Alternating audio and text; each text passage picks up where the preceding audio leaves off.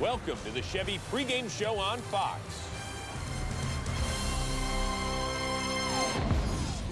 The Yankees and Angels have both drawn their blueprints for a championship season. Game 1 went just as planned for New York, while the Angels are left wondering if they can rise up to the bright lights of the big city.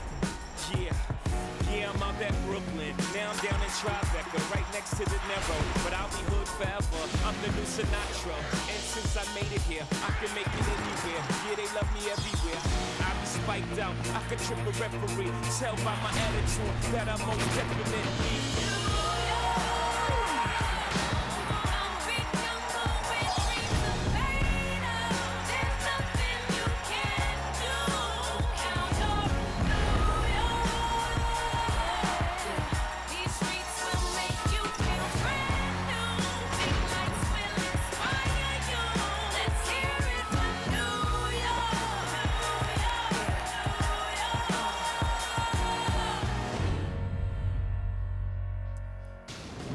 We are in an Empire state of mind, but would you mind passing the overcoat again? It is another nasty night in the Bronx, still cold and windy, just like Game 1. So for the second straight evening, the Angels, the Yankees, and those hardcore New York fans will battle the elements. The left side of New York's infield remained red hot at the dish as Jeter and A-Rod went a combined 3 for 7 with 2 RBIs in the Yankees' Game 1 win. They'll look to duplicate that feat, and if all else fails, they should just hit it to their opposite numbers. Eric Ibar and Sean Figgins let a pop-up drop in the first, and the Angels never fully recovered. The LA Angels of Anaheim look to even the best-of-7 series against the Yankees. It's Game 2 of the... Welcome back to the Chevy pregame show on Fox. And now welcome to the Bronx and welcome to Yankee Stadium. It's Game 2 of the American League Championship Series here tonight. The Los Angeles Angels of Anaheim, the New York Yankees, with New York up 1-0. And now welcome to the broadcast booth, everybody. I am Joe Buck, Tim McCarver, Ken Rosenthal. Both are coming up. Tonight it's a matchup of the left-hander for the Angels, Joe Saunders, taking on the right-hander, A.J. Burnett, another one of the big free agent pitchers brought in by the Yankees this past offseason. And Tim McCarver, when you talk about October baseball, the Yankees are proving in this postseason that the good teams, when you give them extra opportunities, they take full advantage of them. Yeah, they're more than just a team that hits home runs, taking advantage of the mistakes made against them over the last 3 games. Let's look back at the division series, Game 2. 4th inning, Carlos Gomez stumbles going around second base, tagged out before Delman Young scores. The run doesn't count as Derek Jeter makes the tag. Game 3 in the 8th inning. Down by a run, Nick Punto rounds third too far and is thrown out by Posada. And last night, the parade of mistakes continues by 5 different position players. First Rivera, then Ibar, Figgins, Lackey, the pitcher, on an error, and a rare error by Torrey Hunter.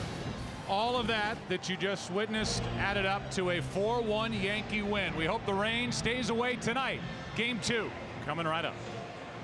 The Yankee 2009 postseason success continued last night. Dominant starting pitching, capitalizing on opponent miscues. The Angels, though, have been down this road before. Twice in the playoffs, New York took the opening game. Twice, New York watched the Halos advance past them. But for that to happen, Mike Scioscia's club must return to Angel-style baseball. Plus figure out a starting pitching staff that has been overpowering in the postseason. It's Game 2 of the ALCS. And it's coming up next on Fox. Today's game on Fox is sponsored by MasterCard. By the new MyTouch 3G with Google, only from T-Mobile. And by X. Relearn baseball without cigarettes. Relearn life without cigarettes. Looks pretty from up there, doesn't it? It's cold down below. The wind is whipping around. It has rained on and off over the past couple of hours.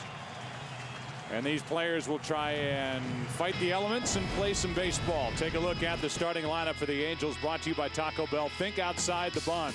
Sean Figgins leads it off. He's the third baseman, Bobby Abreu. is batting second. Torrey Hunter hits third. Vlad Guerrero is the DH. Kendry Morales moves up, batting behind Guerrero. Juan Rivera in left. Macer Izturis did not start last night. Neither did Napoli. He came on late. And Eric Ibar is the shortstop, batting ninth. Here is A.J. Burnett. First year in a Yankee uniform, came with CC Sabathia and Mark Teixeira as the high dollar free agents. 13-9 during the regular season. Made one start against the Twins in the division series. Got a no decision. And give us a little scouting report on A.J. Burnett. Well, I think with every pitcher, pitching coaches will say don't fall behind in the count. But with A.J. Burnett, it's particularly important because he has one of the best curveballs in the game. And if he gets strike one, he can use that curveball. This is only his second postseason start. First came against the Twins. We ask you to reach for the perfect combination of flavor and refreshment. Budweiser is the great American lager.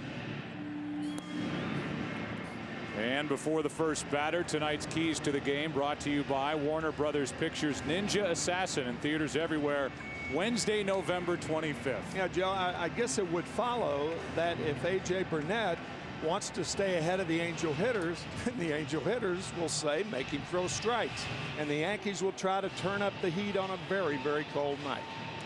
Let's take a look at the defense for the Yankees in the outfield. Same look. Damon in left, Cabrera in center, Nick Swisher in right. Around the infield, A-Rod, Jeter, Cano, and Teixeira. And no surprise, Jose Molina does the catching for A.J. Burnett. They just are a better combination than Burnett and Posada. It's the way it's worked out. That's the way it was against the Twins, and that's the way it is against the Angels. To go back over something we said during the pregame. It rained for the better part of an hour. It stopped about half an hour ago. Some rain is headed our way. Both managers were asked by Major League Baseball, and both said, we want to start the game. Strike one from Burnett. But these are new rules, and we are used to in years past. And it's official now. Any game that is not finished, we played to its completion. Not later on that day, the following day. In this case, as that misses, if we don't get a full 9 or whatever it takes for an entire game, we'll pick it up tomorrow, weather permitting.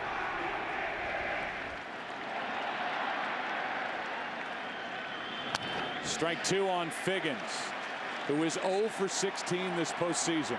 Home plate umpire is Laz Diaz. Bill Miller at first, Jerry Lane at second, Colbrith is at third, Dale Scott down the left field line, and Tim McClelland is the crew chief. Game is in their hands now. He's down the right field line.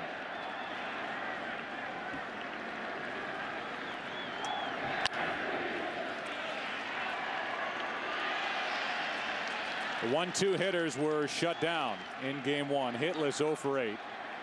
That was not the case, Tim, for Abreu in the divisional series against Boston. He was on base 9 times in 13 plate appearances. Nor was that the case for the Yankees 1-2 hitters last night. They scored 3 of the 4 runs.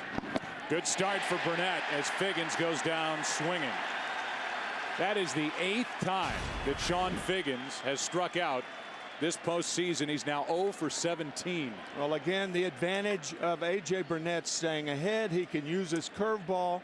And as you saw with that swing, Figgins missed that pitch by about 6 inches. Here is Abreu. Burnett made a start against the Angels in Anaheim on September 23rd. It was a 3-2 win. In that game, Burnett pitched only 5 2/3 innings, but he struck out 11. He has that ability. Had a no-hitter back in 2001 at San Diego as a young pitcher with the Marlins. Strike one to Abreu.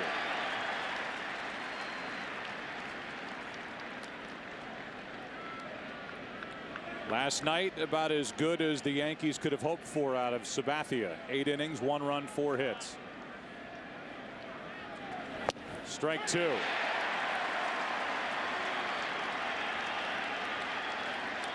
Lackey not bad, but not good enough. 5 2/3, 2 earned runs, 4 total, 9 hits.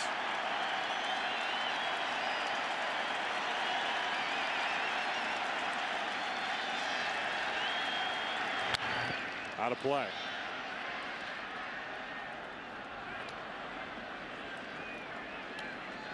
Abreu trying to get on for Torrey Hunter, who waits to hit next, and then Guerrero cleans up. It's a lot easier to get the first 2 strikes on Bobby Abreu than it is the third one.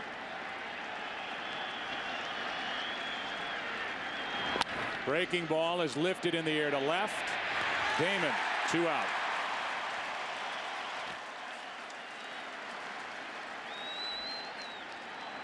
So Abreu and Figgins are now a combined 0 for 10 in this ALCS. And the batter is Torrey Hunter, who had a hit last night and a walk.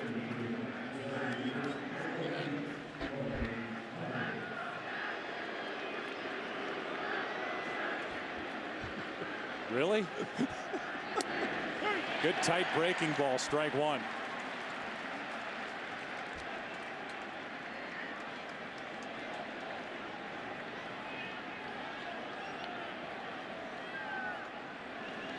He's 2 for 23 in his career against Burnett.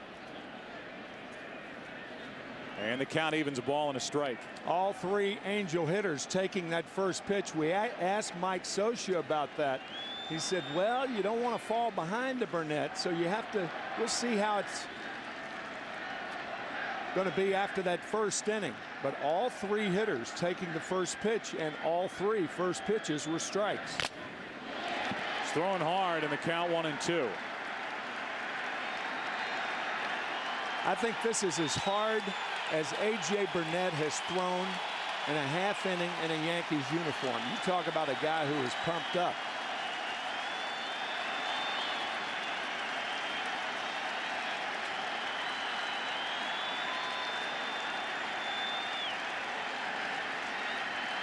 Curveball coming. Fastball coming. And it's high, 2-2. So he shook off 1, which is typically fastball. Then 2 fingers went down, and then a fastball was the pitch. What'll it be on 2-2?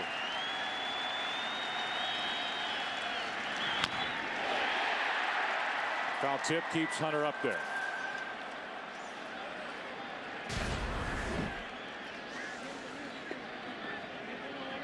That looked like more of a slider, but A.J. Burnett just has 1 sign for the breaking ball. Might have been a cut fastball.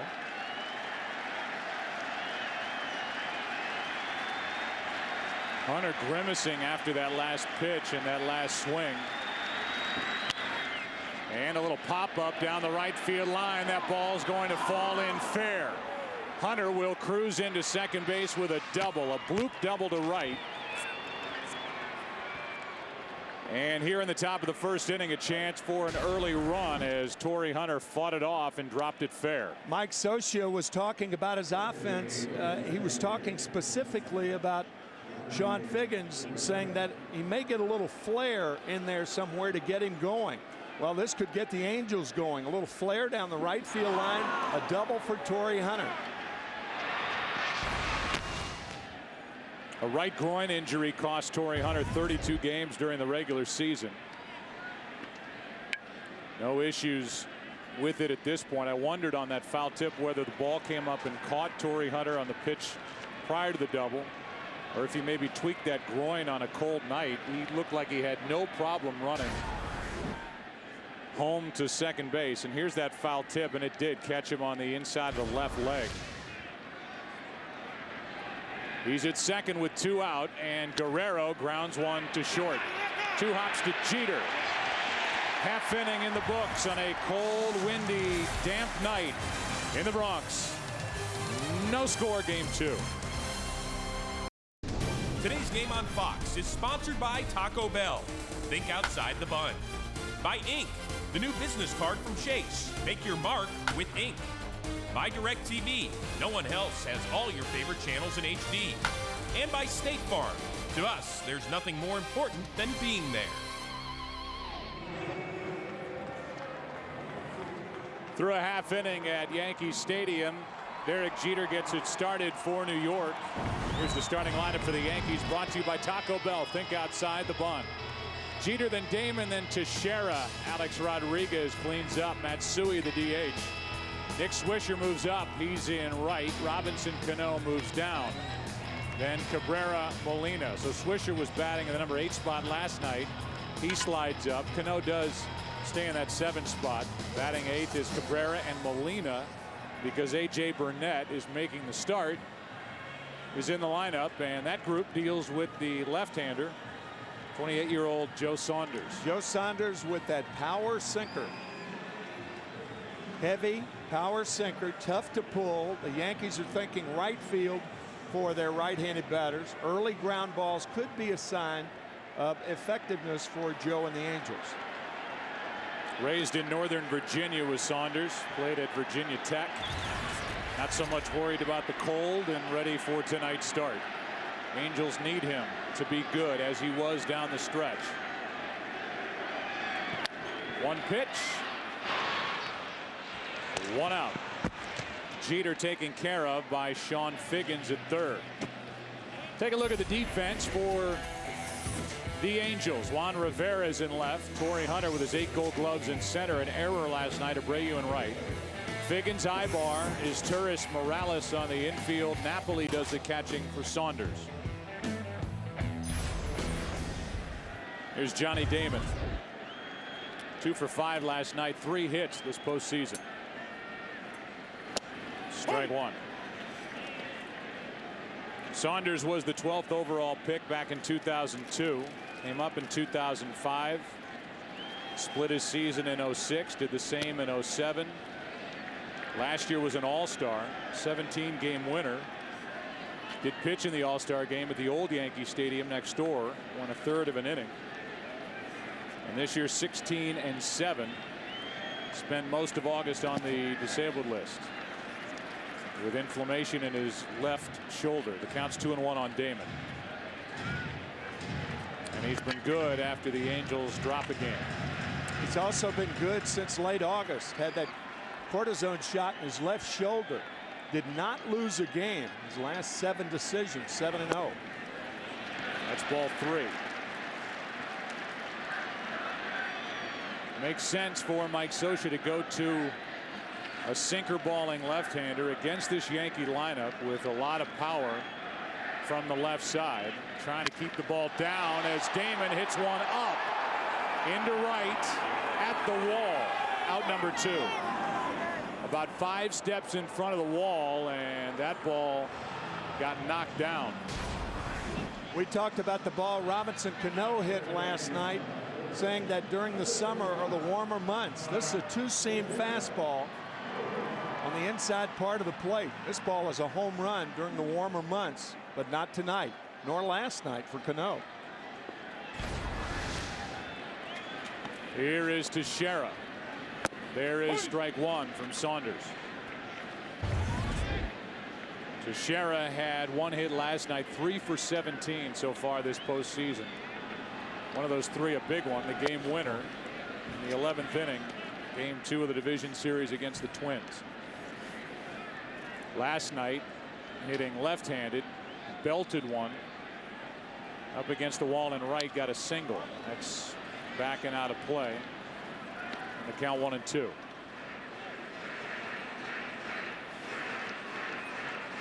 Rather calm start for Saunders, who has not pitched since the 4th of October. That's inside. 2-2.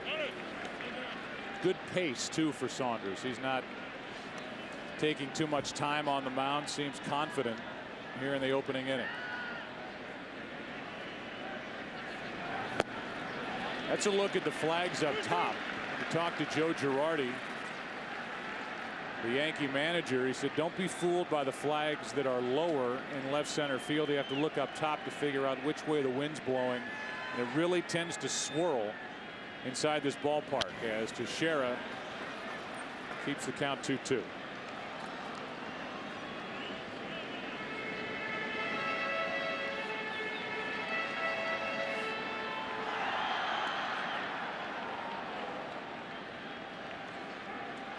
Texas, Oklahoma played today, didn't they? Here's a 2-2 pitch and a strikeout. Good start for Saunders. giving the Angels exactly what they need. They also need some hits against Burnett. Second inning, no score. Chevy and baseball have teamed up to give fans a chance to win tickets to the postseason, and even better, you have a chance to win a new Chevy. Just register at worldseries.com/Chevy and may the best team win.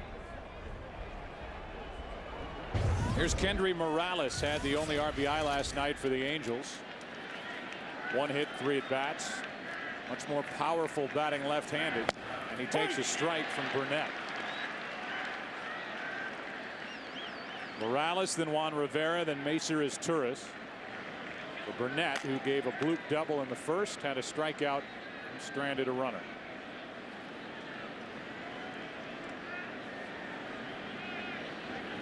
And that skips back to the screen. 1 ball, 1 strike.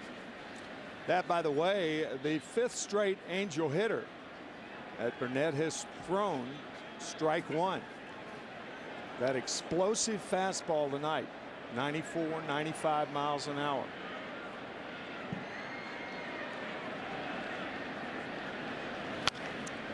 A late swing by Morales, strike 2. Yeah, I think there are a lot of things in baseball that we kind of take for granted. One of those is a miles per hour. And not until recently was I surprised that someone asked me, said, when you're talking about miles per hour, what does that mean? Does it mean halfway to home plate when it arrives at home plate? Inside corner, second strikeout for Burnett.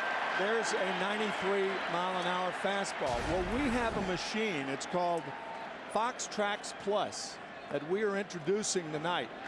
And it has shown us that the miles per hour relates to the ball out of the pitcher's hand.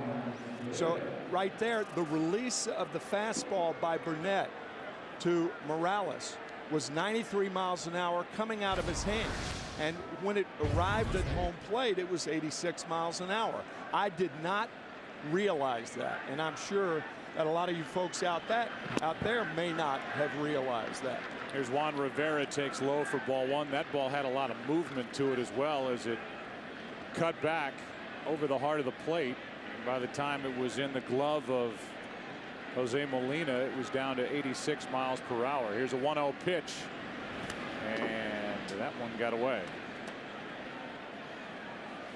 We talked about this last night with Lackey. You can see A.J. Burnett looking at his fingertips, and on cold nights, it's tough for these pitchers to feel the baseball and get a good grip, and it didn't seem for Lackey like he really got a good feel, especially for his curveball, until about the 4th inning.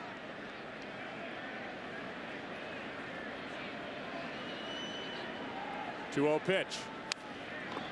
2-1 on Rivera.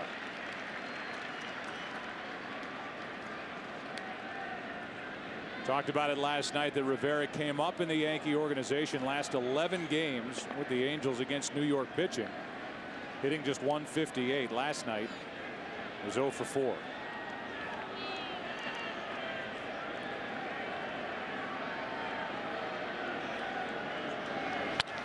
Lifted in the air to right. Easy for Swisher. 2 out. I have done just a little playful personal research, and I've asked several hitters, what does it mean when you're facing a guy who throws a 95 mile an hour fastball? At what point does the pitch go 95 miles an hour? And they go, kind of a shrug of the shoulders. And I know I was that way, Joe, and it's amazed me that that's the case. Burnett knocks it down, gets the out. Maceres Turris taken care of. An inning and a half in the books. Big bats coming up for the Yankees. No score. On Fox is sponsored by Budweiser. Reach for the perfect combination of flavor and refreshment. Budweiser, the great American lager. Beautiful pictures from up above, and the aerial coverage is brought to you by DirecTV. For the most sports in HD, call 1-800-DirecTV. Alex Rodriguez leads it off. 7 for 14 in his career against the lefty Joe Saunders. And he has 67 home runs in his career against the Angels. That's the most home runs by any active player against any team. 2 of those home runs against Saunders. Now 6 out of 13 this postseason. Ball and a strike. Last night a base hit, bounced one up the middle, also had a sac fly. And ran through a stop sign at third and was out at the plate on a very good play by Jeff Mathis. 1-1 pitch is in the dirt. One thing that Angel pitchers do not want to do is to throw Alex Rodriguez a strike on the outside part of the plate. He has tremendous power the other way. Both home runs have been hit to right center. They're coming inside here. And Rodriguez lines it to the shortstop Ibar. Last night Ibar had the headgear on, was dressed like a Teletubby out there at shortstop. And he had that ball drop in front of him behind Sean Figgins. There he is, Poe going to the ball, and oops, almost hit him. And that led to the second run in the first inning and a 2-0 lead for the Yankees.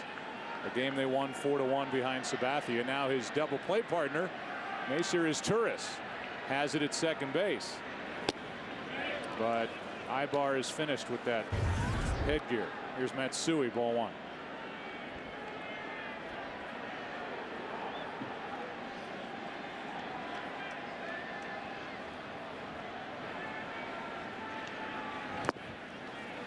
Two and 0. Matsui last night, 2 hits, 2 RBIs, and a walk.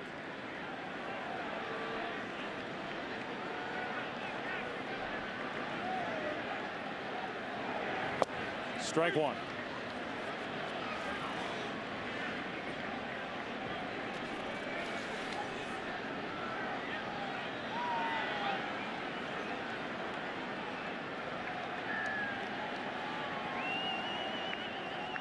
Wants the same pitch. And got it. Carbon copy, and it's 2-2.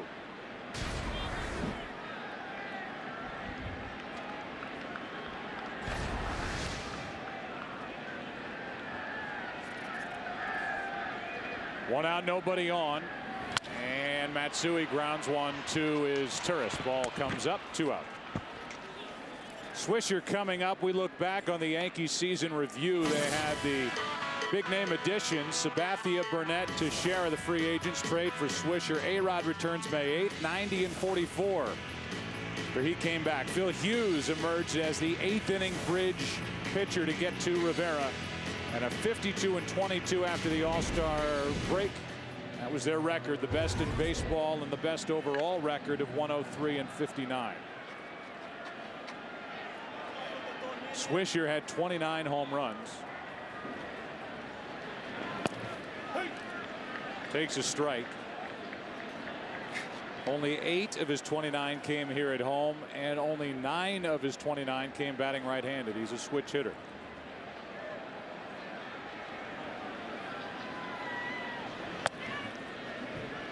Good movement on the pitch, but inside, a ball and a strike. Very impressive in the early going is Joe Saunders. You picked up on it in the first inning, Joe. He is really pitching in relaxed fashion. Body language so important, and Mike Butcher, the pitching coach of the Angels, certainly picking up on that. 28-year-old left-hander brings it on 2-1. And now ball 3. On deck is Cano.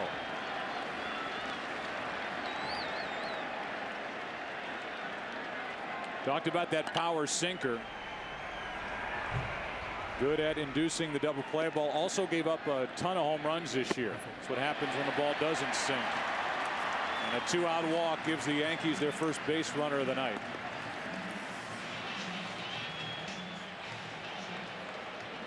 So in steps Cano, who hit 25 home runs during the regular season, had the 6th best average in the American League, 320. When you talk about home runs, Saunders gave up 29. during the regular season. That was the second most in the league.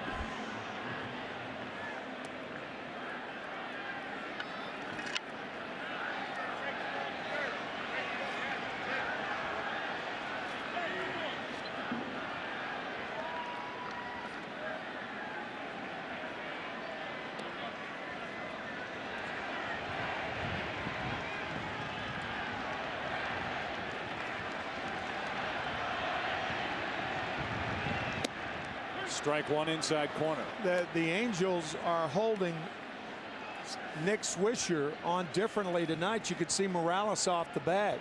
With John Lackey, the right-hander last night, Morales was on the bag. And now with the left-hander there, a little bit of a different look. More or less hugging the line with Cano up there to prevent the double in the right field corner.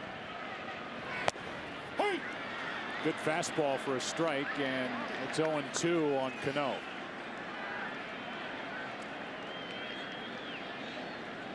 Rather passive for Robinson Cano, and you remarked on it last night that he's typically a guy that goes up there and jumps at the first thing he sees. Yeah, I mean, when you see him that passive early in the count, usually good things don't happen. He's a terrific hitter. 320 on the year, 0 for 3 last night, though. And taking a lot of pitches last night, and here it is 0-2 tonight.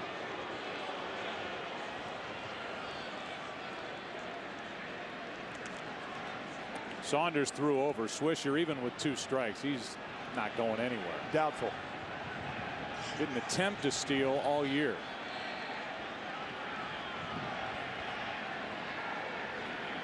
And reaching out, a base hit into right center field.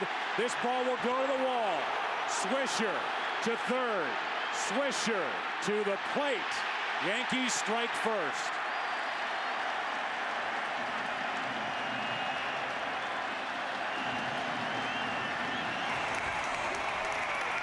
Control is not only throwing strikes, but throwing balls off the plate when you have to. An aggressive hitter, this ball too much of the plate, a breaking ball that just hangs. And Cano puts the Yankees on the board. I think it's going to be a double. It is a triple, my partner says. A triple all the way and an RBI. Cano only had 2 triples all year. Once that ball hit the wet grass in right center field, it just skipped to the wall, and when it got there, Swisher scored easily. And it is an RBI triple for Cano. Now Cabrera. Ball 1 inside.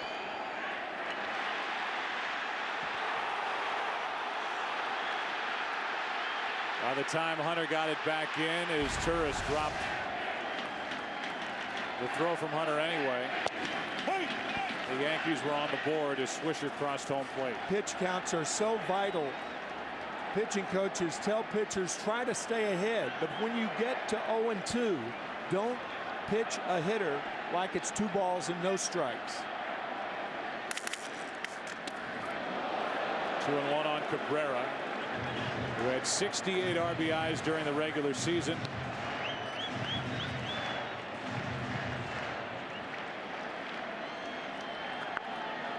Looking for his first RBI this postseason.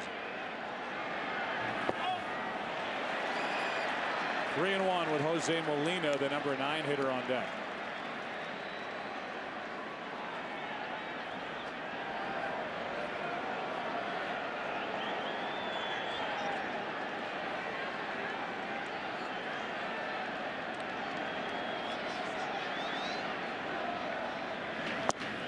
There's a strike. During the regular season, the Yankees had the best record in the American League when scoring first. Good starting pitching, that good bullpen for Joe Girardi. They were 66-20. And they got on the board before the opposition. 3-2 pitch. Foul back.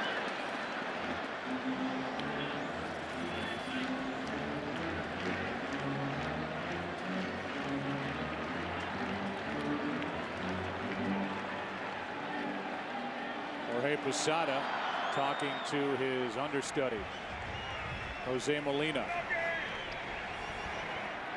In the lineup catching Burnett tonight. And and Cabrera went around. This will end the inning. The Yankees get a run, a 2-out walk.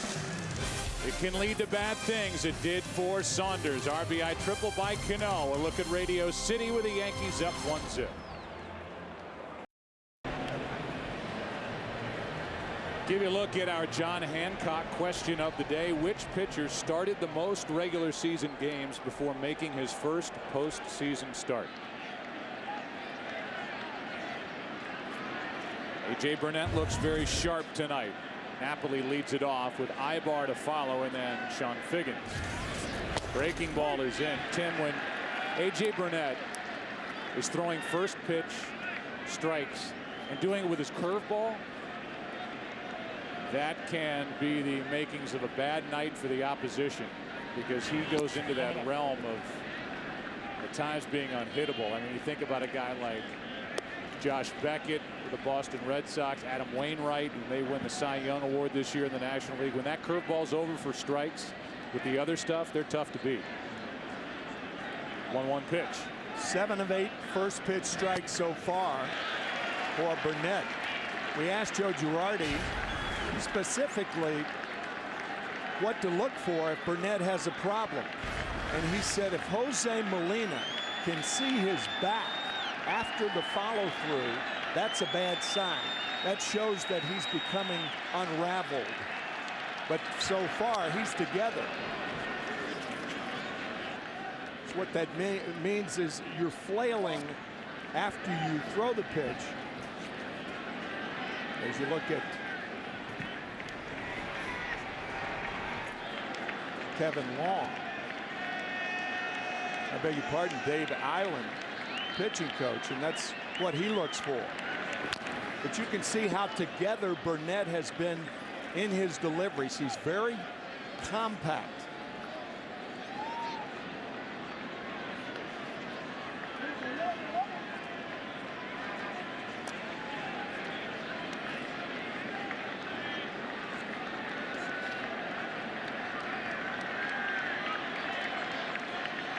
The 1-2. In the air to right center and slicing to Swisher. Ball is not carrying to right here early at all.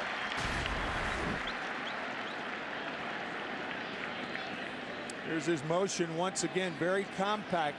AJ is a tall guy. He's 6'4". A lot of times tall pitchers have a tendency to become more unraveled than shorter guys, understandably.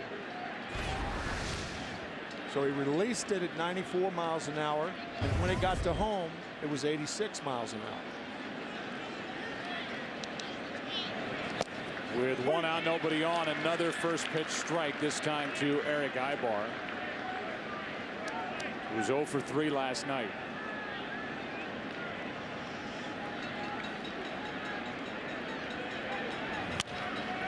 To the shortstop, Jeter circles it, throws it wide, and got him at first. 2 gone.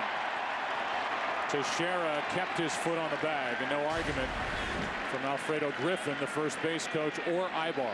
When Yankee fans have been asked about Mark Teixeira, almost to a person, they say, you know, I knew he was good, but I didn't know he was this good.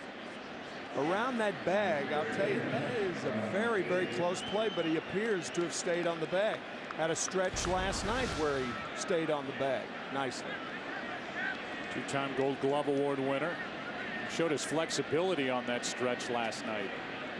On a cold night, he basically did the splits on that throw from Sabathia. Late. Able to keep the toes on back. Now, another first pitch drop against. Right now is lost at the plate. He is so vitally important to this lineup. Any leadoff hitter is, but he led the American League in walks. He was number 2 in the AL in runs. He has 1 walk this postseason, 1 run he scored. He's 0 for 17 with 8 strikeouts, and he's set up here at 1-2.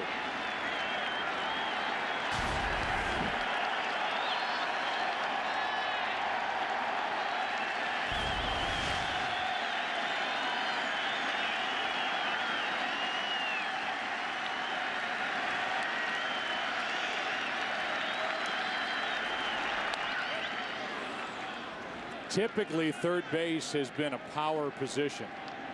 Certainly is with the Yankees with Alex Rodriguez, number 8 on the all-time home run list. Sean Figgins is the third baseman for the Angels, a contact hitter, a guy who, as he says, tries to create havoc on the bases. He hasn't done that yet this postseason, and the count evens 2-2.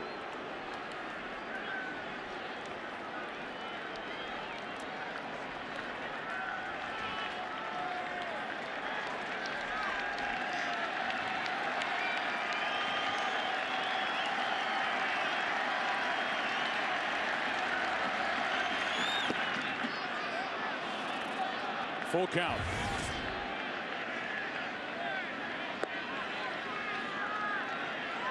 If you're not a home run hitter on a 3-2 count with 2 out and nobody on in a 1-run ball game, you're going to get a fastball.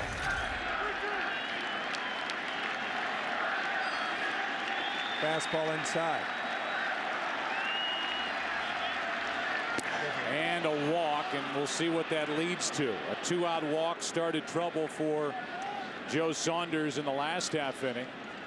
And now when you walk a guy like Figgins, who was tied for 3rd in the American League with 42 stolen bases, we could have a matchup here of Jose Molina, who in his career is at 37% throwing out potential base stealers, and Sean Figgins at first. He is going to try to run. It's just a matter of when. First pitch, second pitch, even count. It's ideal with the left-handed hitting Abreu up there, because it's much tougher for a catcher to throw with a left-handed batter up. One thing Joe Girardi talked about well before this series even began. We're aware of the Angels' running game. But in this case, A.J. Burnett is dealing with a dangerous hitter in Bobby Abreu, and it's more important for him to make his pitches to get the hitter out than worry about making pitches to try and slow down or thwart the running game. That's 2 throws over. This Angels team had 148 steals as a group. That was the second highest total in baseball behind Tampa Bay, but they were caught 63 times, the most in baseball. That's 3 throws over to first. It's fine if your formula is right. If you're thinking of the runner, think about him 100% of the time. Then when you don't think about him, think about the hitter 100% of the time. That 80-20 formula kills pitchers.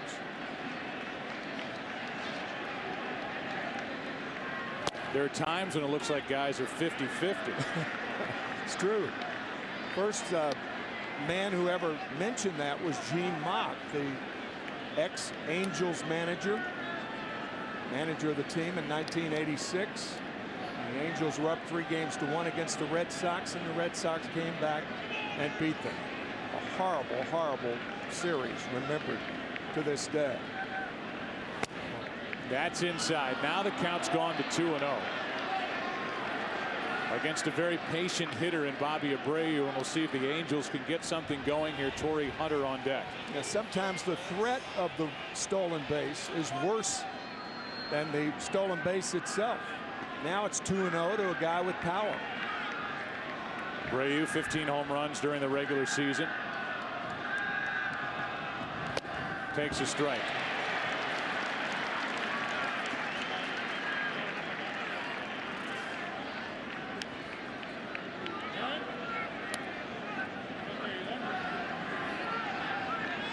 At 37% and throwing out base stealers for Jose Molina is 4th best among catchers active in the big leagues.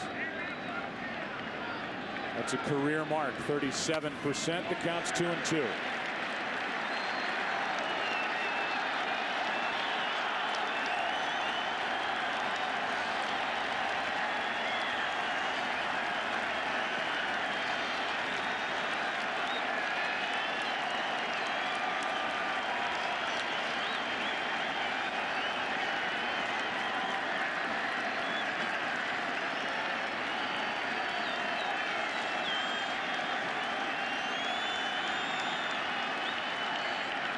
There goes Figgins.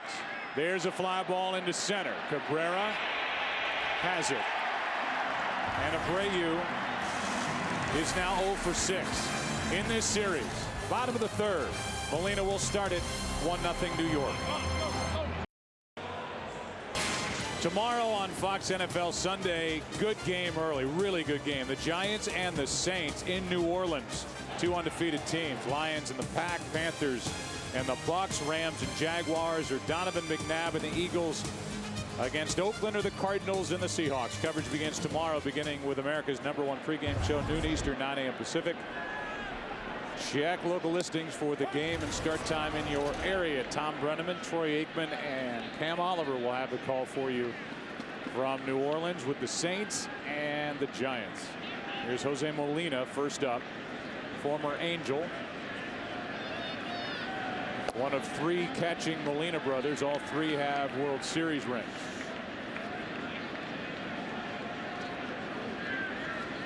Baby brother Yadier won it with the Cardinals in '06. Jose and Benji were together with the Angels when they won it in 2002. 1 ball, 2 strikes on Molina, who hit .217 during the regular season, and swinging the bat, taking the place in the lineup of the man on the left, Jorge Posada. And a quick out, 3rd strikeout for Saunders.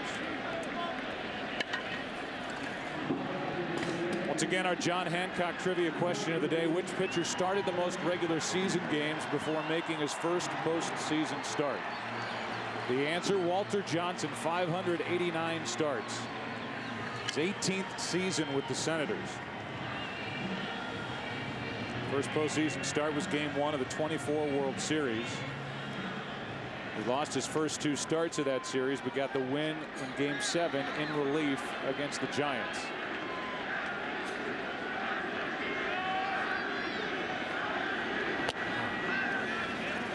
Maybe an appropriate question, because tonight's starter for the Yankees, A.J. Burnett, had made 244 career starts before appearing in the postseason.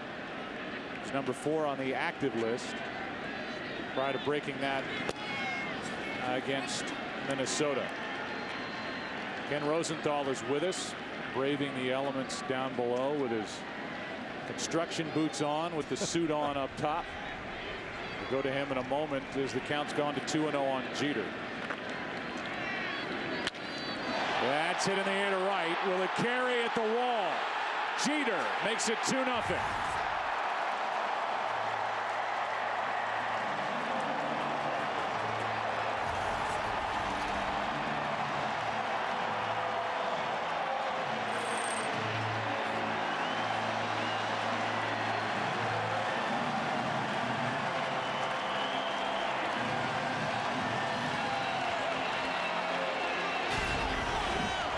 Jeter with 18 home runs during the regular season. A 2-seam fastball on the outside part and up, and Jeter makes it 2-0. Here's Johnny Damon. Seen a couple of balls not carry to right. That ball was hit better, certainly, than the other 2. Jeter with his head down, right down the line, popping that into the seats in right.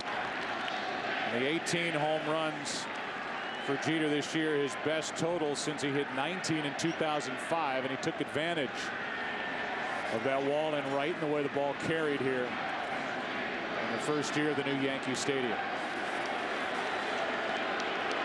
About 6.5 months ago, when the season started, there were people talking about how Derek Jeter is finished. Can't play anymore. I'm looking at a pile of headlines from the 2008 series. Worst fielder in majors.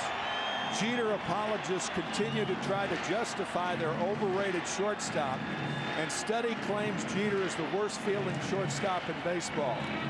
Most of those people are silent now, hiding under a rock in a cave somewhere. I don't think after the year that Jeter has had, those people are still saying the same things they have said in the past year and a half. There's a strike. Range being diminished or not, there's not one scout that goes to Major League games, it wouldn't say at the end of a game, Game 7, World Series, I don't want the ball hit to Derek Jeter. Here's a line drive into left, a base hit for Johnny Damon.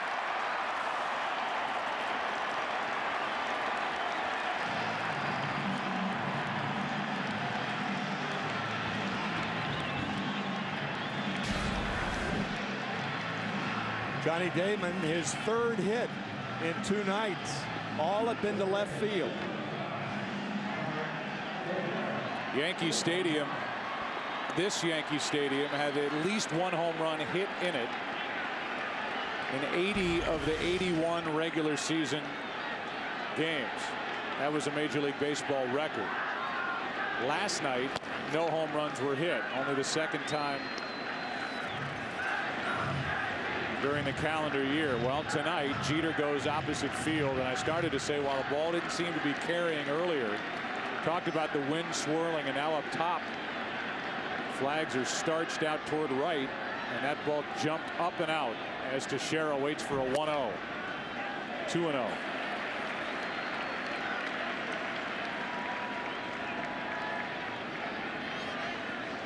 This relentless lineup keeps coming at you.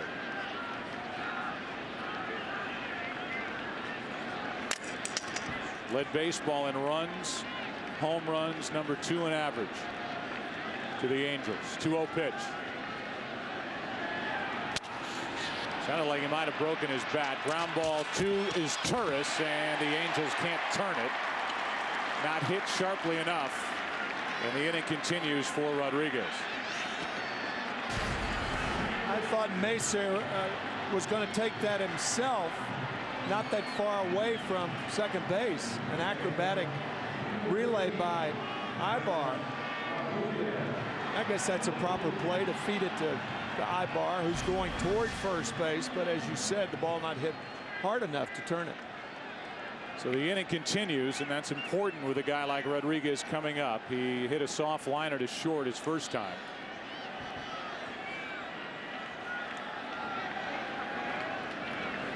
Ball 1.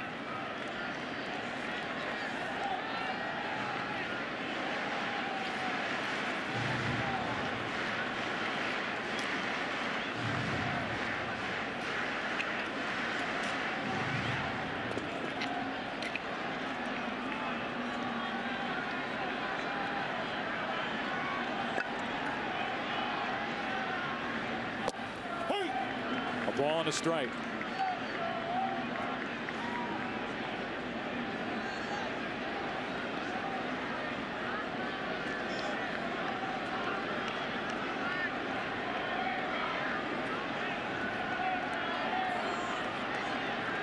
Again, Saunders gave up 29 home runs during the regular season. He gives up 1 here to Jeter.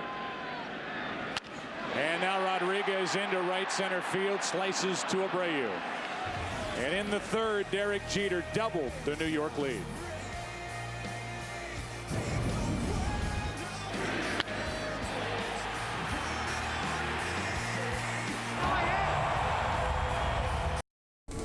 Today's game on Fox is sponsored by John Hancock.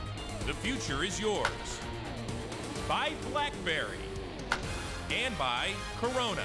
Kick back and relax with an ice-cold Corona and lime. Relax responsibly.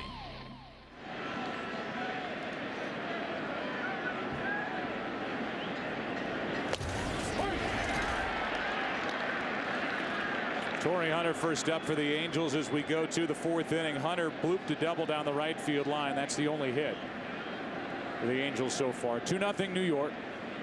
RBIs by Cano and Jeter.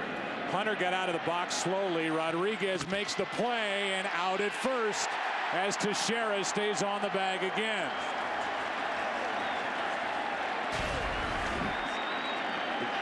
Again, Mark Teixeira.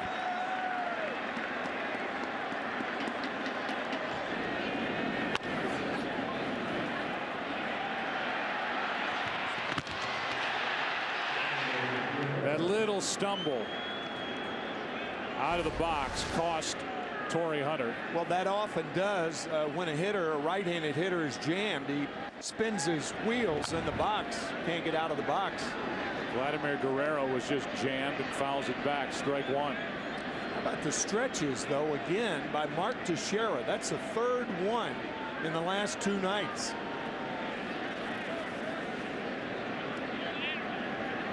Acrobatic over there.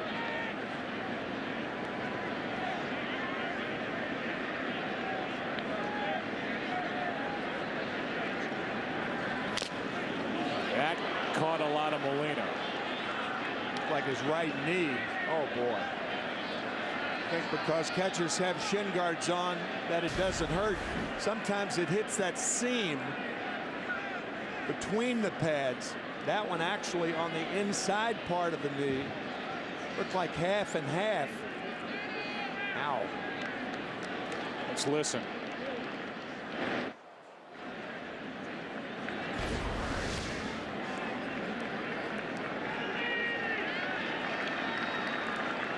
Let's listen.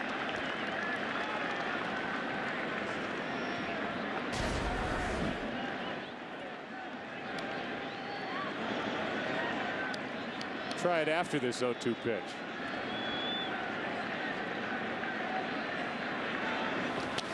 And that ball bounces off Guerrero and out at first. Ball in the dirt, trickled away, came up, hit Guerrero. Molina chased it down. No argument. I'm anxious to see a replay of that play at first. Tell you, that ball was under the plate, wasn't it? Vladimir Guerrero, everybody in baseball knows will swing at everything. Actually, the ball hit him on his way to first base. Yeah. But look where this pitch is. A 97 or an 87-foot breaking ball. A 57-foot breaking ball. Finally got it right the third time's the charm. Was he out? Looked like he, I don't know, it's close. I thought he was safe. But again, Teixeira stretching this time in foul territory. 2 out, nobody on. The batter is Morales and a foul back, strike 2. What's going on among all this conversation and foul tips and all that is Burnett has completely handcuffed these Angel hitters.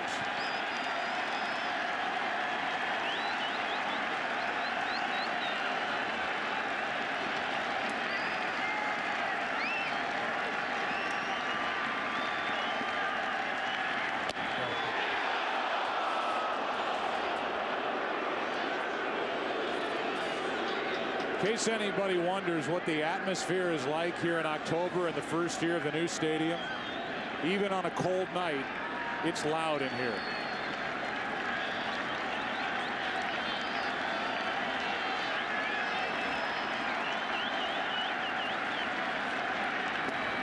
That hit Kendry Morales to send him to first.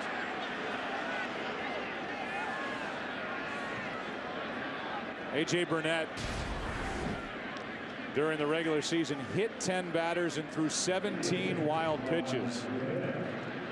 He can get erratic from time to time, and that's got to be part of the reason why he's so effective. You don't always know where it's headed. Well, we saw 2 breaking balls to the last 2 hitters. One, the 2-strike pitch to Guerrero.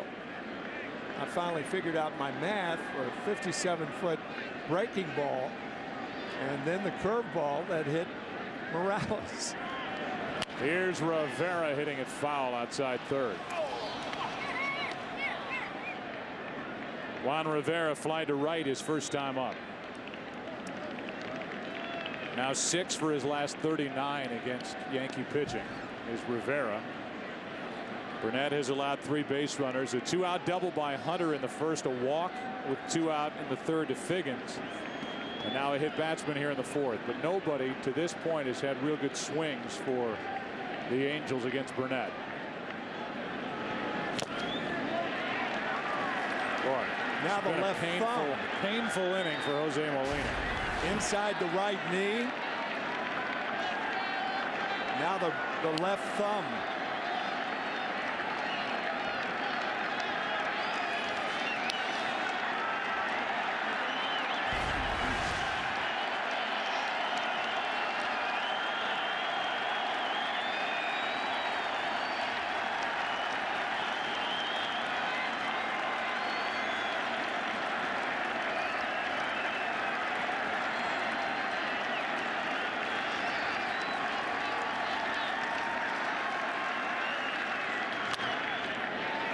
Nothing hard hit. Inning over.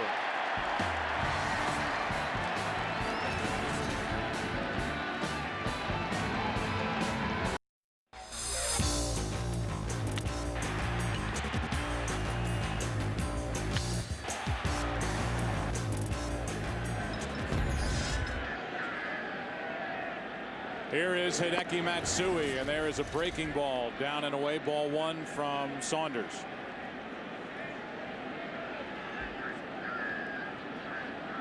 Matsui grounded out his first time. Outside. We had a chance to visit with Joe Girardi, second-year manager for the Yankees, former player for the Yankees. Tutored Jorge Posada and was the backstop for New York back in 1996. First year under Torre. One out. Matsui is 0 for 2. And the first question was obviously about A.J. Burnett and the way he's pitching here tonight. Outstanding. Much like his first start against Minnesota, he's pounding the zone with strikes, and the one thing he's done is he's been able to command his fastball tonight, and that's so important for him. And you can talk fastball, but when he gets that curveball over for strikes, he vaults into another category. He really becomes at times unhittable. Yeah, he does. I mean, everything starts off as fastball, and when he's locating that, you can't really lock him into one pitch, because usually when he's locating his fastball, his mechanics are very good and his curveball is outstanding. With all the conversation about the weather the last couple of days, word was from the commissioner's office, you were asked the question, as was Mike Scioscia, you wanted to get this game started here tonight. Well, you do, because you never know. I mean, we were expecting rain all day today, and it hasn't started yet. And they talked about maybe 10:30 possible rain, but it keeps being moved back. So you want to play this. And I thought the commissioner made a great rule last year. If it does stop in the middle, it's just suspended, and you keep playing whenever you can. I think Jeter can keep playing too. He looks all right. Yeah, he's looked great for us in the postseason, and big home run for him. Joe, thank you. Thanks. It's Joe Girardi. We'll talk later with Mike Butcher, the pitching coach for the Angels. And what Joe mentioned in that interview was the way it used to be, which is if we got through the top of the 5th inning, the next half inning, and the Yankees maintained their lead and the rain finally did arrive that they've been talking about for 2 days. You couldn't resume play. Game's over. Yankees win. That's not the case anymore, as Commissioner Selig wants it. I think most agree. Should get a full 9 innings in and have a complete game in that fashion to determine the winner, especially in the postseason. The best illustration of that was last year after that Monday night game against the Philadelphia Phillies and the Tampa Bay Rays in the World Series. Then the off day on Tuesday, and the game was resumed on Wednesday night in the bottom of the 6th inning. There's a 2-0 to Cano, who got the scoring started with a 2-out RBI triple.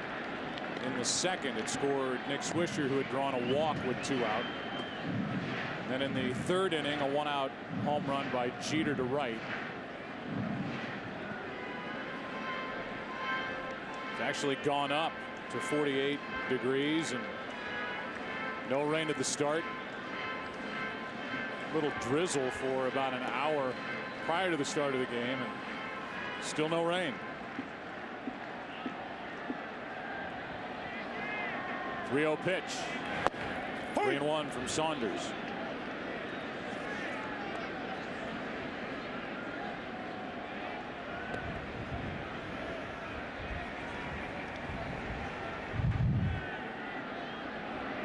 With 2 out, strike 2.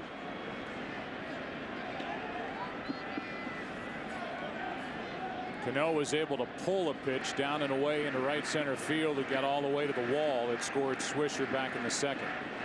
And after that one came up empty, full count.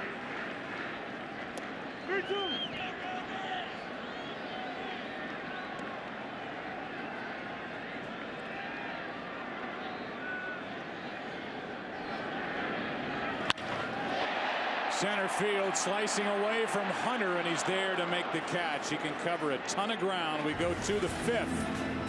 Here in the Bronx, 2-0. Yankees on top here in Game 2. Back after this from your local Fox station.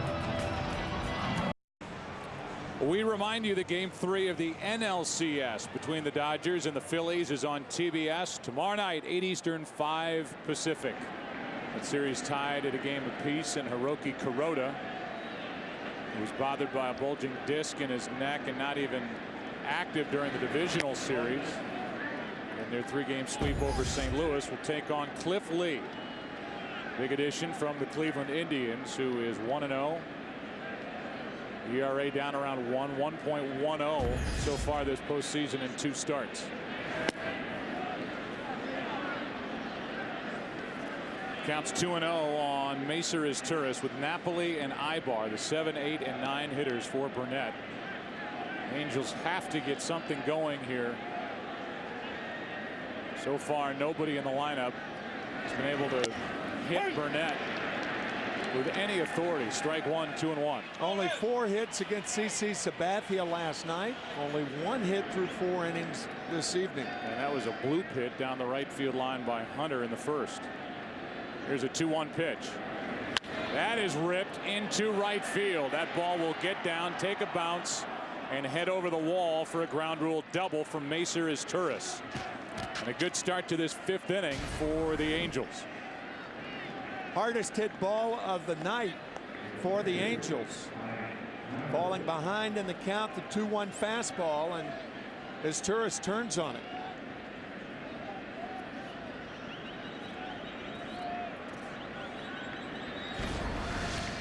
So a runner at second, nobody out, and we'll see what Napoli and or Ibar can do with this chance.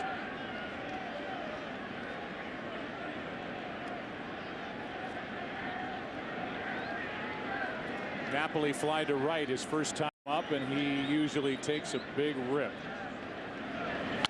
And he flies one into center. Does not advance the runner. Cabrera is there, out number 1. We keep showing the Doppler radar, or whatever system we have. And there it is, and it doesn't look too different than when we talked during our pregame show with Chris Rose and the studio back in Los Angeles. The point of that radar is that it's a good thing we're not in Philadelphia the last couple of days, and hopefully by the time they play tomorrow night, that rain will be out of there. Here's Eric Ibar, grounded out to short his first time up.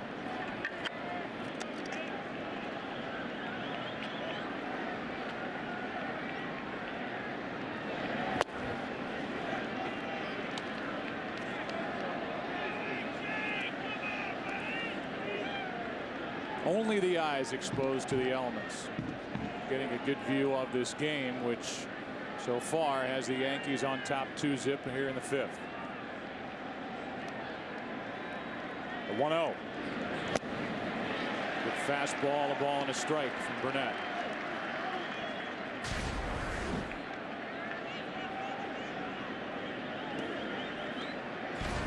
A.J. Burnett, originally in the Mets organization, traded to the Marlins in an Al Leiter deal, 1998.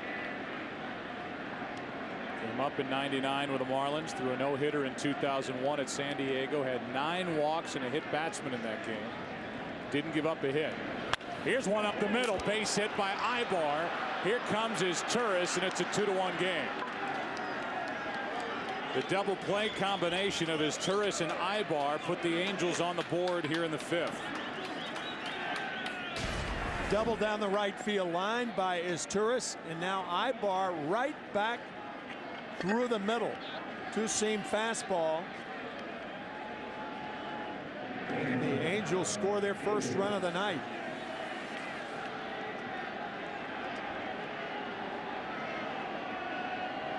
So it's a 2-1 game, and the tying run is at first. That's Ibar. 14 steals during the regular season.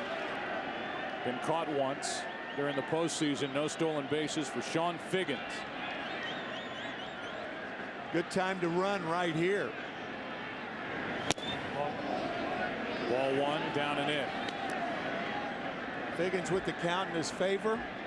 And often Mike Scioscia will send the runner hit and run in a situation like this with the Angels trailing by a run. Strikeout and a walk tonight for Figgins, so he's 0 for 17. And safe is the call by the first base umpire, Bill Miller. He was going too. You could see that first move. It moved towards second base and then diving back. A good quick move by Burnett.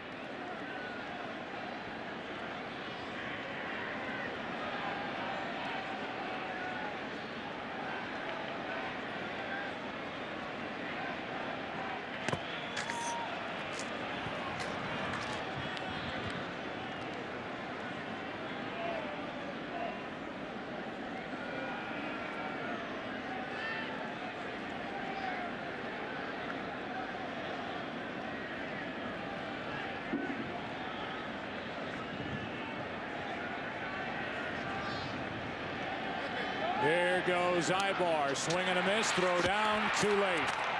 Stolen base, Eric Ibar, his first of the postseason. And now the tying run is in scoring position. Yeah, that was the right pitch on which to run. Behind in the count, you're not going to get the pitch out. And a breaking ball, a good throw by Molina. But too good a break by Ibar. He had 14 steals in the regular season. So now Figgins has a chance to tie this game with a hit. 54 RBIs during the regular season.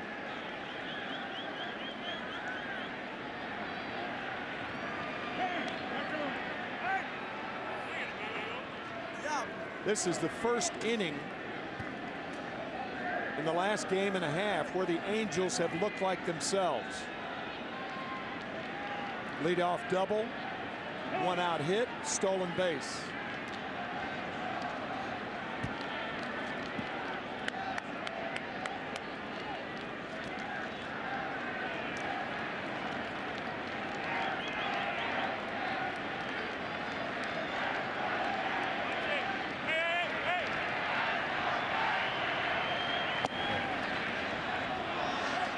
That's outside, 2-1 on Figgins. See that patch, Preston, that's for the late Preston Gomez. Spent the last 28 years of his life with the Angels organization. 65 years of his life in professional baseball, born in Havana. 2-1 pitch on the inside corner. Preston Gomez passed away January 13th at the age of 86. So they honor him with a patch on the uniform, and the count evens at 2-2.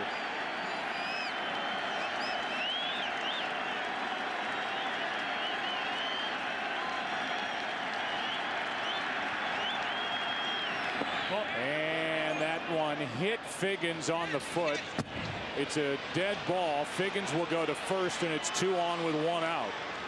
Ibar will have to go back to second base, but now the Angels have 2 runners on here in the 5th inning as Burnett hits his second batter of the night. This is a similar curveball that hit Kendry Morales in the 4th inning. Burnett's curveball breaks so much that against left-handed hitters in particular. You could see Molina asking for the appeal. They did appeal to see if Figgins swung at the pitch. He didn't. Yeah, if he swung and the ball hits him, he's out. But he held up clearly, and the ball hit his left foot. The second hit batsman in 2 innings for Burnett. So A.J. Burnett is in his first jam of the night. He's got Bobby Abreu, who is 0 for 6 in this ALCS, digging in.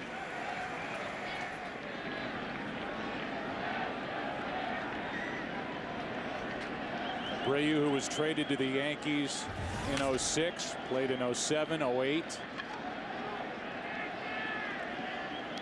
Now a very good number 2 hitter for the Angels. Big spot here for LA.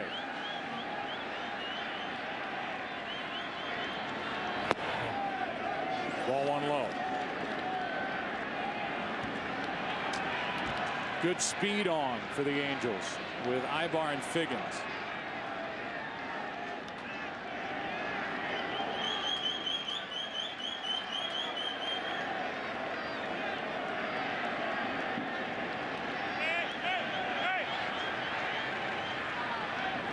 That's foul. That is the second time this inning that Derek Jeter has yelled to A.J. Burnett, hey, hey. Don't let Ibar get off too far. And even pointing towards second base. I don't think the Angels will be trying to run here with their top RBI guy up there, though, particularly being a left-handed batter.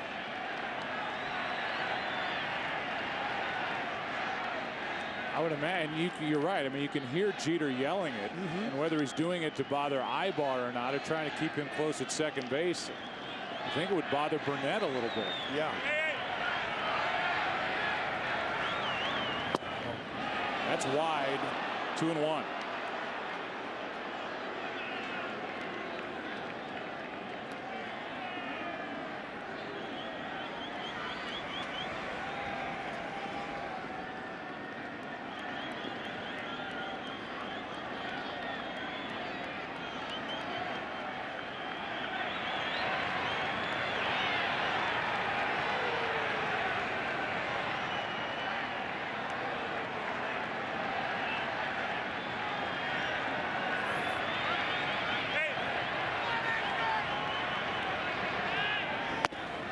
Three balls and a strike.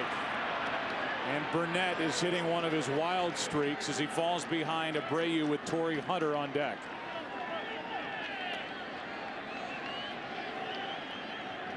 A.J. Burnett with the highest walk rate in the American League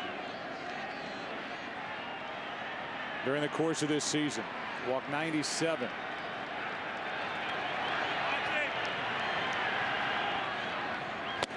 Abreu chased it. For all the talk about his patience, he went after one up. Yeah, you don't see that very often. And Bobby Abreu is in a great hitting position to swing at what would have been ball 4.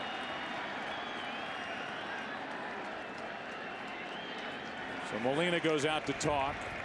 Abreu will get a 3-2 pitch with runners at first and second. I think Mike Scioscia will send the runners here. You've got a contact hitter up there. Normally a patient guy. Normally a guy who swings at strike. Forget the 3-1 pitch. You have speed on the bases. You stay out of the double play. A lot of things point towards sending the runners. There they go. Abreu fouls it back.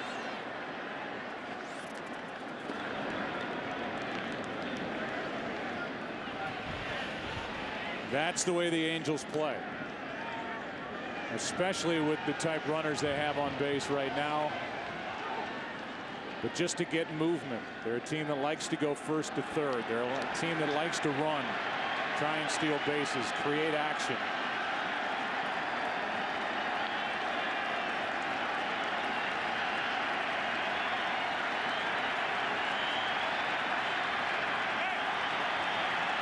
Going again, Abreu, another foul.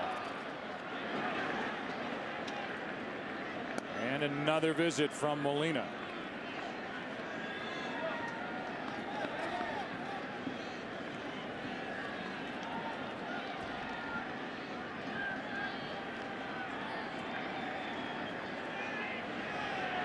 Major League Baseball's Reviving Baseball in Inner Cities has given its 1 million plus participants a chance to play, learn, and grow. For more information, visit MLB.com/RBI. That's what Abreu's looking for. An RBI or more. Down 2-1. Runners go. And another foul.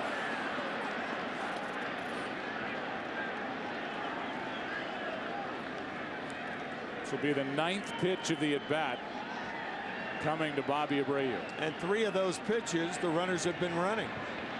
Ibar and Figgins. And they will be off for the 4th time also. It's been a 5-minute at bat for Bobby Abreu.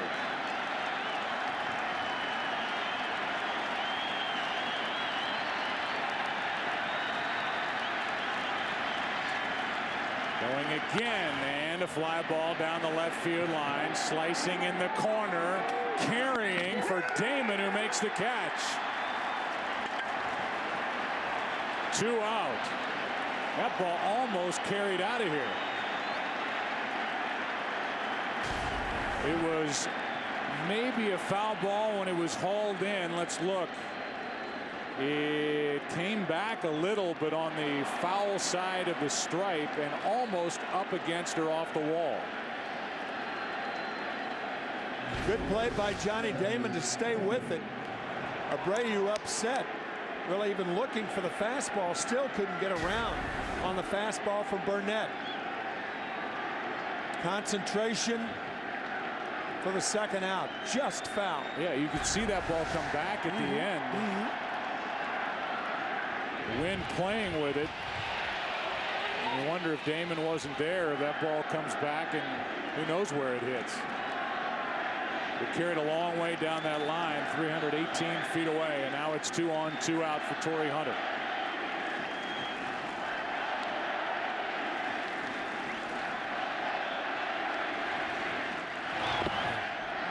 Molina keeps it at the plate. Ball 1. Ibar broke at second base. Molina faked a throw, and Burnett got down. You pull a muscle, pull a back muscle doing that. Watch this. Molina drops the ball, and now Ibar faking at second base. The fake throw, and Burnett getting down. Here's a 1-0 to Hunter. 2-0. On deck is Guerrero.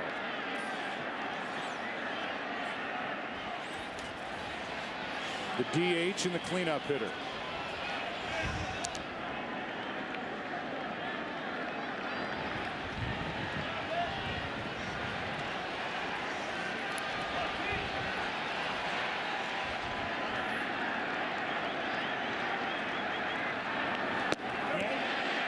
Strike 1. Boy, what a wicked curveball and a fastball count. And Hunter cannot hold up.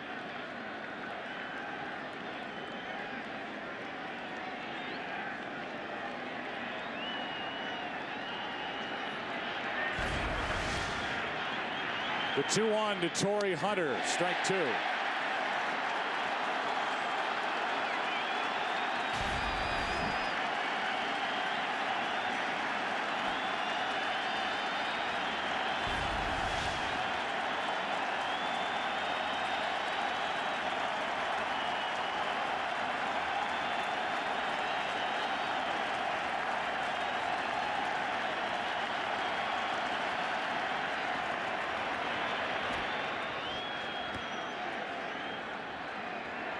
An 18-minute half inning for A.J. Burnett on the mound. An 18-minute half inning for Joe Saunders sitting in the dugout.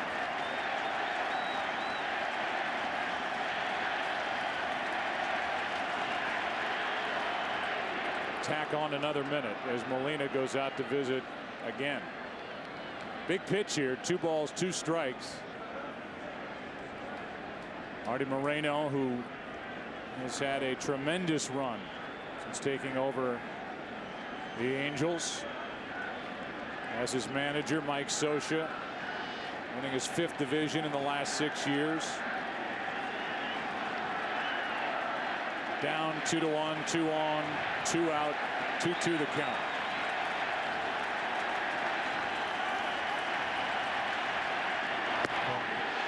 Full count, and the runners will go.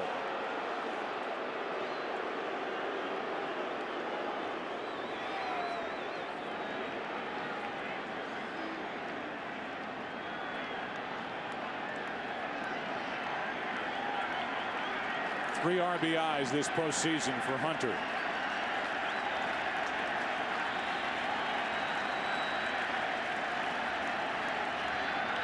That gets away and goes into the seats. They are going to send Ibar back to third base.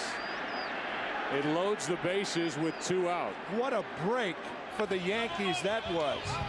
That ball caroming out of the dirt, onto the shin guard, into the stands. Had that ball stayed in play with Ibar running, I think he scores. Number just one, missed hitting that screen down there. yeah, and Molina can't find the ball. He didn't know where the ball was. That often happens on a fastball wild pitch. Ibar, with great speed, was almost to third base. And I feel third base coach Dino Ebel would have sent him in had that ball stayed in the ballpark. So now bases loaded, 2 out for Vladimir Guerrero. Ball 1. Vladimir Guerrero got the big hit on Sunday that ended the division series against the Red Sox at Fenway. Between 2004 and 2007 in the postseason, he hit 183 with 1 home run, 7 RBIs. 4 of them coming on a grand slam. He has struggled to drive in runs in the postseason. That big swing, strike 1. The last 2 postseasons, a .414 average. And those 2 RBIs that came on the hit with 2 out against Papelbon on Sunday at Fenway Park. David Robertson getting loose. The 1-1 pitch. And he went strike 2 on a pitch way inside. Once again, a notorious bad ball swinger. And he went too far.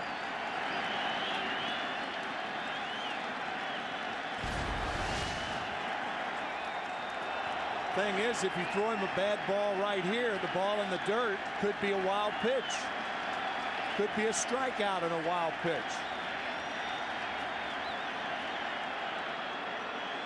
Molina, for the 6th time this inning, talks to Burnett.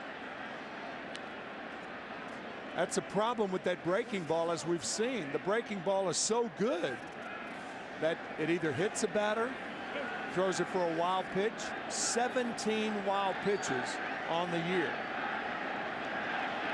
Tied for the most in baseball. For Burnett, 1-2 pitch with the bases loaded. There it is in the dirt, gets away. This is a tie game. The other runners advance to second and third, and Ibar crosses home to make it 2-2.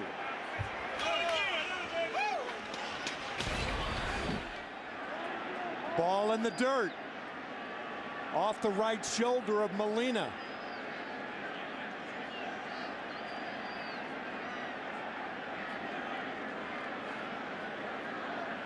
Molina trying to get in front of it, and Ibar, with a bit of a hesitation, scores rather easily. Now a 2-2 pitch to Vladimir Guerrero. 2 hops to Jeter. High throw, but out, and the inning is over. In the inning, 2 hits, a hit batsman, a walk, and a big wild pitch that ties the game at 2 as we go to the bottom of the 5th. Today's game on Fox is sponsored by Chevy and our award-winning cars, trucks, and crossovers.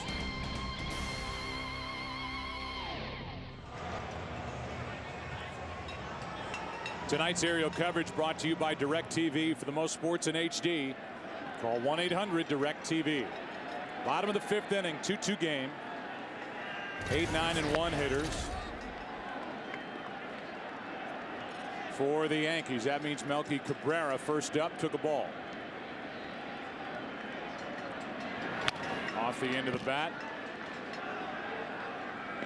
Ball and a strike.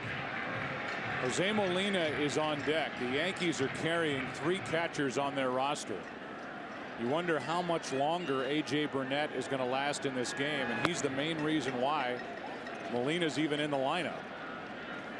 But Jose is in the on-deck circle with Posada still down in the dugout. 2-1 pitch. 2-2.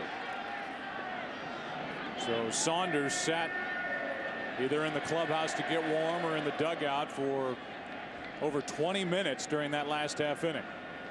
How does he come back? Here's a ground ball, base hit up the middle. Off the bat of Melky Cabrera. And We talked to Saunders pitching coach Mike Butcher, and the first question was about his demeanor, thinking that Saunders didn't look intimidated at all by this start. Yeah, Joe's not intimidated. He's going to go out there and you know, work with his best stuff. He's from Virginia, so he's used to the cold weather. Just got to start working ahead in the count, start putting hitters away. His ball strike ratio is not that good right now, so hopefully he goes back out there to this inning right here and starts establishing strike one. And Mike, your pitcher finally got some runs to work with. No, that was nice. That was a big inning for us right there. You know, try to keep the pressure on these guys and keep battling. Here we are tied in the middle innings. We're in the 5th. Scott Kazmir was available last night out of your bullpen. Is he available tonight in case that situation should come up? Well, he threw a bullpen earlier today. Wasn't an extensive, long, you know, not a long bullpen. So if need be, we could probably use him. But we have Santana down there. Palmer can bounce back as well. So I think we have plenty of length down there in the bullpen. How tired are you of thinking about and talking about the weather? I'm not tired. You know, the weather definitely keeps you awake out here. So, you know, it's just, both teams have to play in it, and we're just going out there and battling, and you know, it feels pretty good when we score runs, and it gets a little bit warmer. All right, thanks, Mike. Thanks for your time. All right, guys. It's Mike Butcher, pitching coach for Mike Scioscia. Molina's up there to bunt. He's bunted foul twice. He's in the hole 0-2. With Cabrera at first and nobody out here in the bottom of the 5th.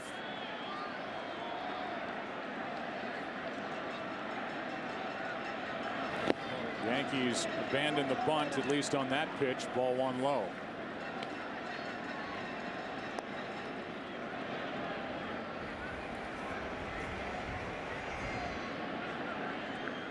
After Molina, it's Jeter and Damon.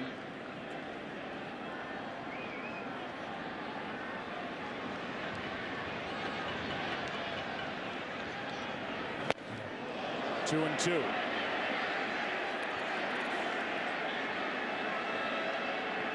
Normally in a situation like this, if you're looking for the ground ball to get the double play, you'll keep the ball away from the hitter. You come in one time, now Saunders will go back out there and try to entice the ground ball double play. Easy to turn with Molina running if you can get him to hit it on the ground at somebody. 2-2 pitch. Whoa. Way up, and from 0-2 to 3-2. If Saunders loses Molina, he will be in a tight spot. Well, again, do you send the runner here? I think so. After being 0-2, Molina has seen 3 fastballs from Saunders.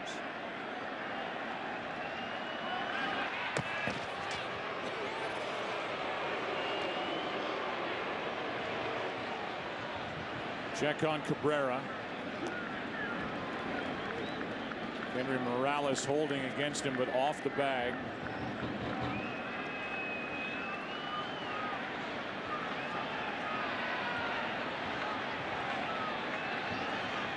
Not running, and a base hit to right.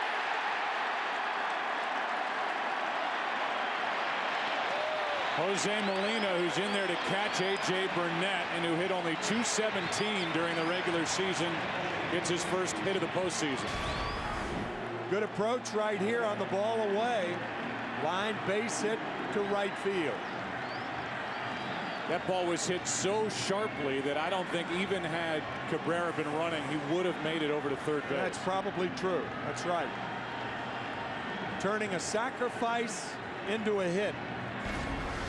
Now, how many times in a situation like this, even though Jeter homered his last time up, has he taken it upon himself to bunt?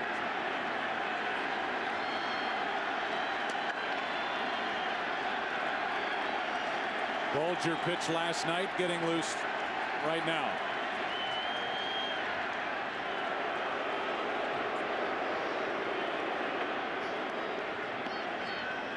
It was a 23-minute top of the 5th inning on this raw night. Saunders had retired 5 straight. Now he's given up back-to-back hits here in the 5th. Good breaking ball, strike 1. gets half a smile from Derek Jeter. Seems like the Angels don't believe that. Morales is in at first base. Figgins is in at third base. Their infield defense is looking for a bunt.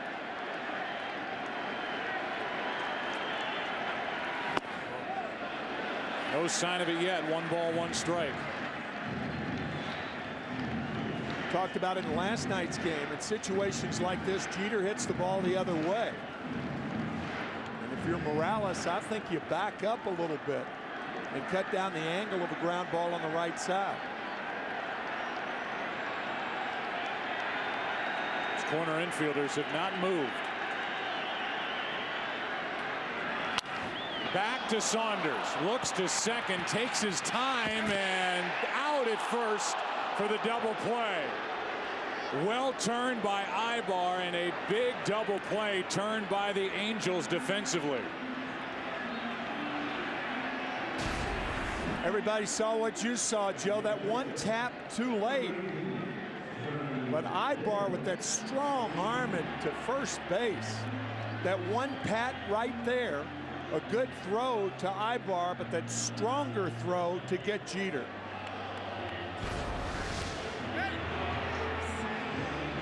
I thought with that extra time it was going to be too late to get a guy who runs as well as Jeter does. Let's take a look at the back end of it. Looked like Jeter beat the throw initially live, and he did. He got the front end of the bag, and he did. Yep. That's a big call that goes in favor of the Angels. Instead of first and third, 1 out for Johnny Damon, it's a runner at third, Cabrera, 2 out. Jeter didn't argue, but he beat the throw from Ibar. Working out of the windup. Damon takes strike 1. Johnny Damon 1 for 2.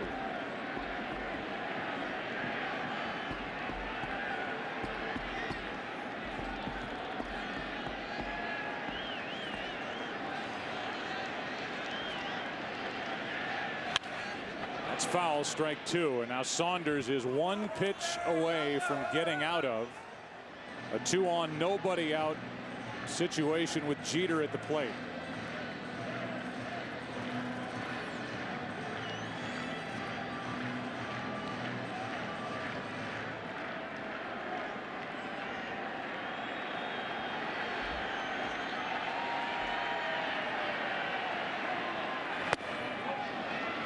Ball 2. Darren Oliver, the lefty, joins Bulger in the bullpen for the Angels. Oliver coming off one of his best seasons in a long big league career. 2-2 pitch. And the inning is over. Saunders gets out of 2-on, nobody out in the bottom of the 5th. That keeps it 2-2 as we go to the 6th inning here in Game 2 in the Bronx. Today's game on Fox is sponsored by Verizon Wireless, America's largest 3G network.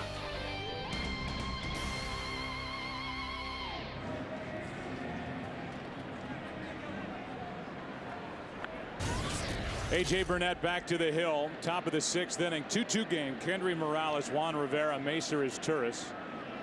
5, 6, and 7 hitters for the Angels. And A.J. Burnett will try and put it back together. He lost his control last inning, 23-minute inning. Threw a wild pitch, hit his second batter, and allowed 2 runs on 2 hits. On the inside corner to Morales, who popped 34 home runs in his first full try. Playing first base for the Angels, taking the place of the departed Mark Teixeira.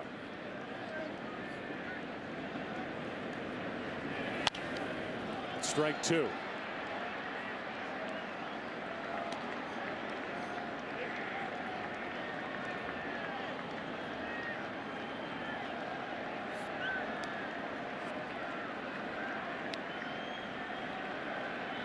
Burnett has struck out 3, walked 2.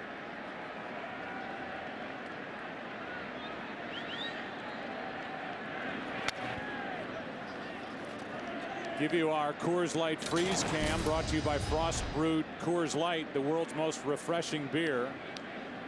The right foot of Derek Jeter hit the bag before the throw reached Kendry Morales from Eric Ibar. The call was out. An important call in the bottom of the fifth. Breaking ball gets Kendry Morales looking. Strikeout number 4. And that's out number 1 here in the 6th. Breaking ball on the outside corner to get Morales. You could see Molina setting up outside. That's known as a backdoor curveball, but really I guess a side door curveball, a veranda curve. Rather generous strike, but strikeout number 4. And here is Juan Rivera. And a breaking ball misses ball 1. And here's Fox Tracks Plus. 5 miles per hour difference between the release and the velocity at the plate. The 1-0 pitch with 1 out, nobody on. Grounded foul. Bottom portion of the order for the Angels here in the 6th. For New York in their half, Teixeira, Rodriguez, and Matsui.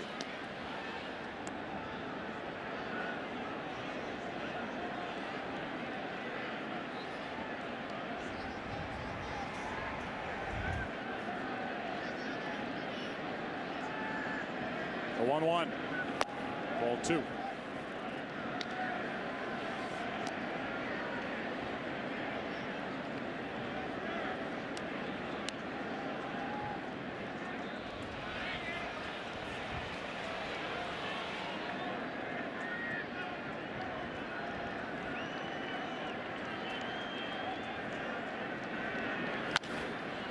Popped in the air to right. Swisher hauls in out number 2. So Burnett back on the beam now for the moment. 2 out, nobody on, and is Turris coming up. It was Macer who got the 2-run rally started last inning with a leadoff double.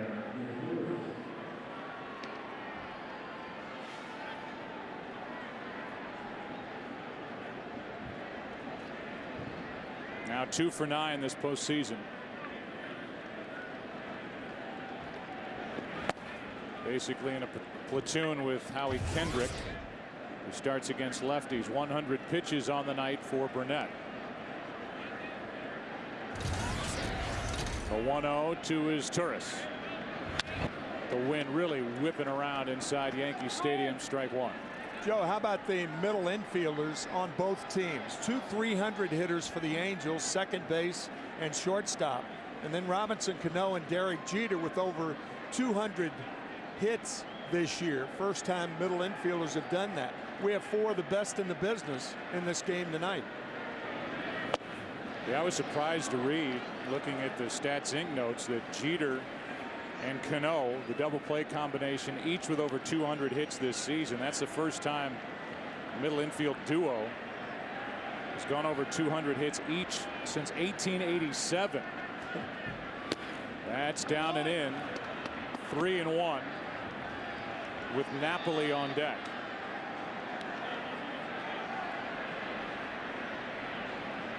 Cano has an RBI triple in this game for the Yankees, and Jeter has a home run. And as Turris and Ibar have been right in the middle of it, as you say, Tim, and Macer is now at the plate with a 3-2 count. Yeah, the middle infielders are responsible for all the scoring in this game. 2 for the Angels, 2 for the Yankees. Should be handled in center by Cabrera. Just a couple of minutes after 10 o'clock in the East. Bottom of the 6th inning rolls in. Game 2. Big bats. Teixeira, Rodriguez, Matsui coming up. Tied 2-2. Mark Teixeira first up for the Yankees as Saunders has lasted into the 6th inning. Ball 1.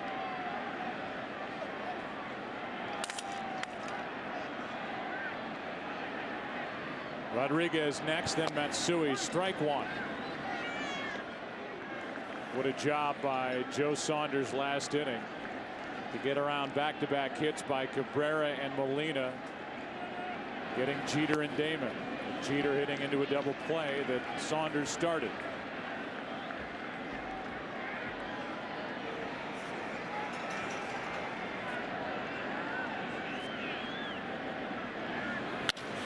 Hard hit. Figgins makes the play to his left, gets up and throws wide and safe as the ball comes out of the glove of Morales.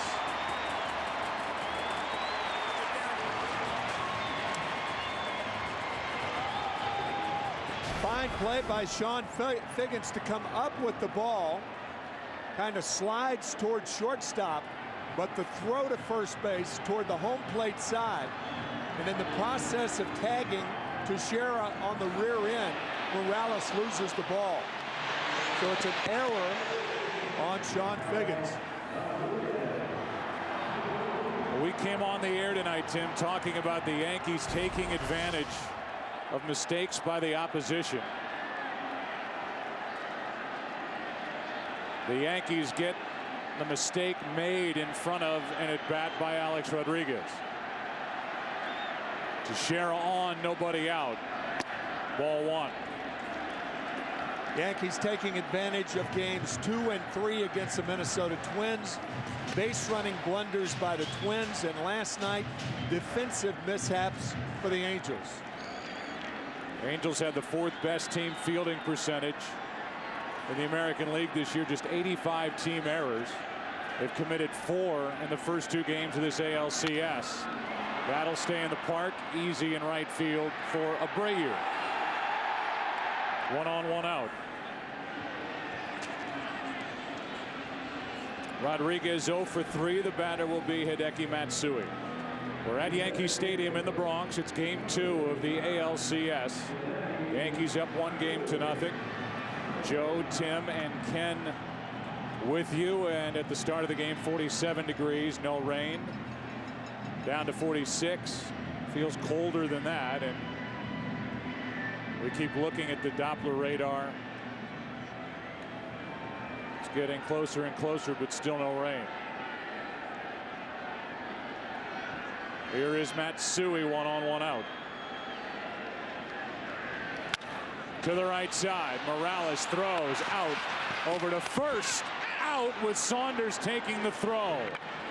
Brilliantly turned by Kendry Morales, Eric Ibar, and Joe Saunders into the 7th, tied at 2. You may remember last night when we said Mike Scioscia talked about Kendry Morales with that strong arm. That's on the front end. The relay from Ibar was Saunders covering. That was just a terrific 3-6-1 double play. The choreography to that was perfect. Saunders hustling over the bag and taking the throw from Ibar, and now Napoli comes up empty as we start the 7th. Tied 2-2. Jabba Chamberlain and Phil Koch. Righty and lefty getting loose for New York in their pen.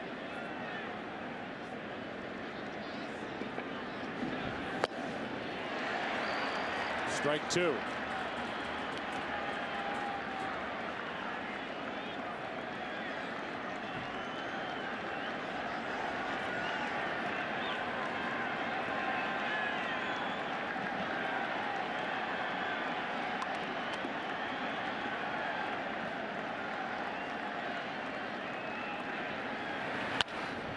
In the air to right, back is Swisher.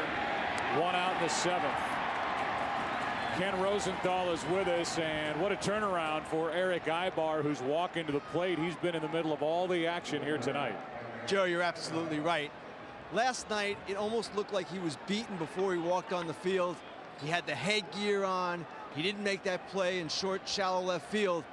And yet tonight we're seeing the real Eric Ibar, the one that Mike Scioscia describes as the best defensive shortstop in the American League. Oh, no. That's low, ball 1. Kenny's in the manager's meeting with us, and So she talked about coming from the shortstop position. There is nobody better at turning the double play than Eric Ibar that he sees in the game today, and he's shown that a couple of times with that good arm and that quick release. 1 ball, 1 strike.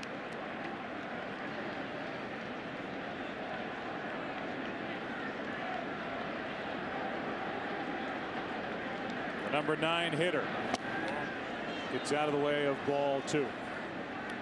Squaring around the bunt, he led the major leagues in bunt base hits. He had 6 from the left side and 12 from the right side. 18 bunt base hits on the year.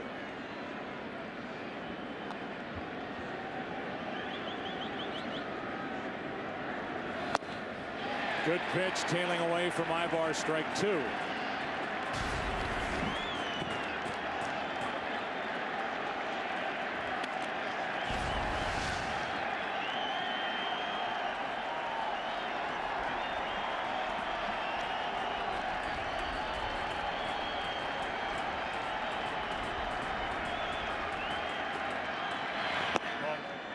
Ball 3. Struggling Sean Figgins on deck.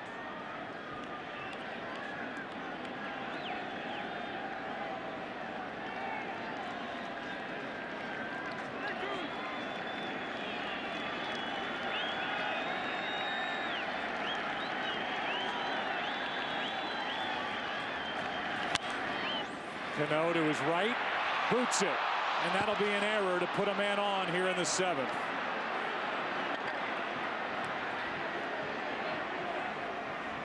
There is a big difference when you make an error and allow a slow runner to get to first base as opposed to a fast runner. Ibar has already stolen 1 base tonight. One of the beauties about playing the right side of the infield, you could drop it and still have a short throw, but that ball trickling behind Cano, and that's going to be all for Burnett. That's the first Yankee error this postseason.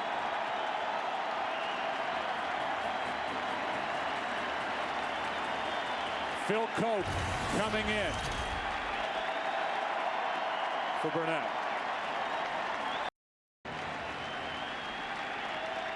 A tip of the cap from A.J. Burnett, who goes into the 7th. He leaves because of an error.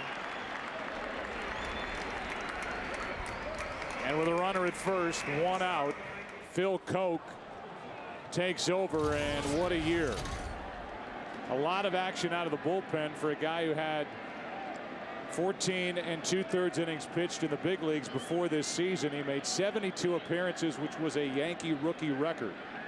That's one of the reasons at the bottom of your screen that Phil Coke is in the game right now. The other is you bring the left-hander in with speed on at first base, and you have the switch hitter hitting right-handed to take the hole away from him. Ibar was fooled, almost took a false step towards second base on that first move.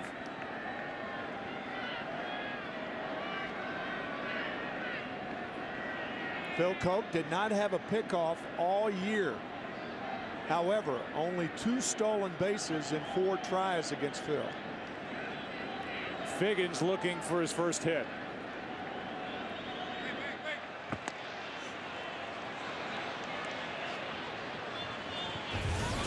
Again, Scioscia saying he just needs something to drop in. Figgins maintains that he's getting good at bats, seeing pitches, not getting results. He's 0 for 17. He's been on base twice tonight, been walked and been hit by a pitch.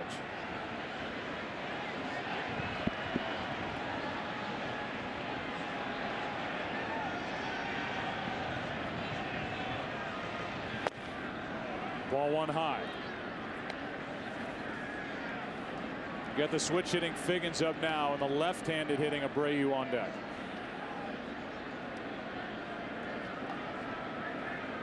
After Abreu, it's Torrey Hunter, and the bullpen is Jabba Chamberlain for the Yankees.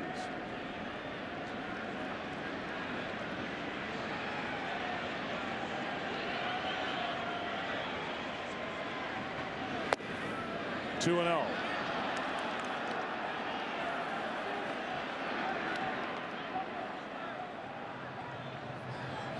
I'm a little surprised to see Jabba Chamberlain, and the reason is I thought if Joe Girardi would use him, particularly the first time in this LCS, he'd use him to start an inning instead of bringing him in perhaps to pitch to Hunter if he gets that far. Strike one.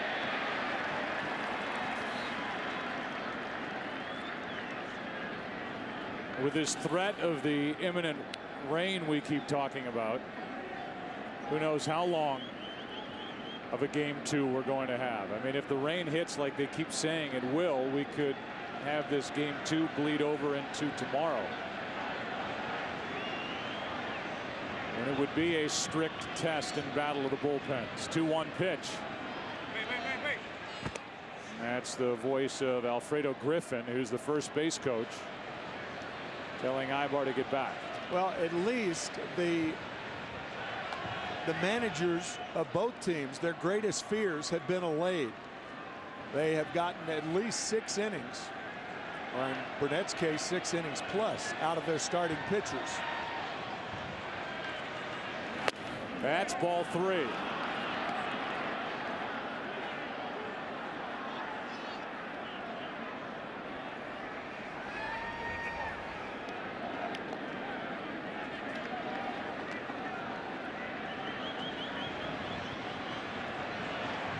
The threat of that speed at first with Ibar. Koch has run the count to 3-1 at the plate. And now walks Sean Figgins to put 2 on with only 1 out. So an error and a walk. And a visit from Dave Island.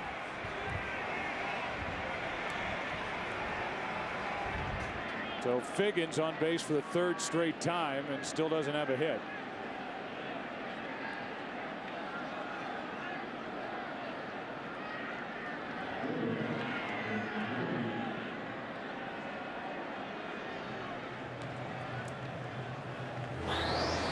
Game 3 will be Monday, an afternoon game out west. 1 p.m. Pacific on the air, 4 o'clock Eastern here on Fox. And a matchup of Andy Pettitte for New York and Jared Weaver for the Angels.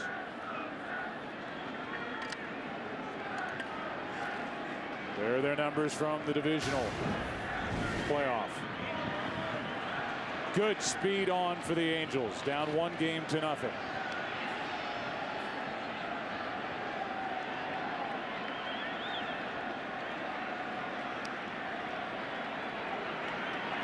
Bobby Abreu at the plate, 2 on, 1 out. Strike 1.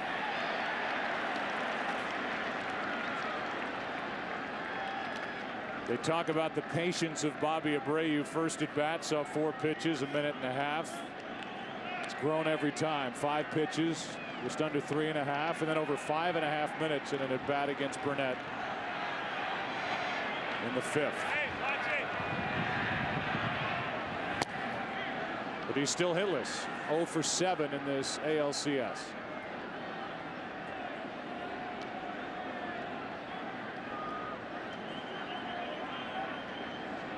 Abreu very good at going the other way, hitting the ball to left, and that's the way the Yankees play him in the outfield. He's done it twice tonight, flying to left field. Strike 2. And he's even more inclined to do it against the left-handed pitcher.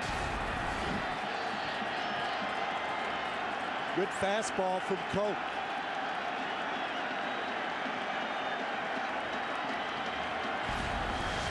Should be the last hitter for Phil Koch, with Hunter next and Chamberlain in the bullpen.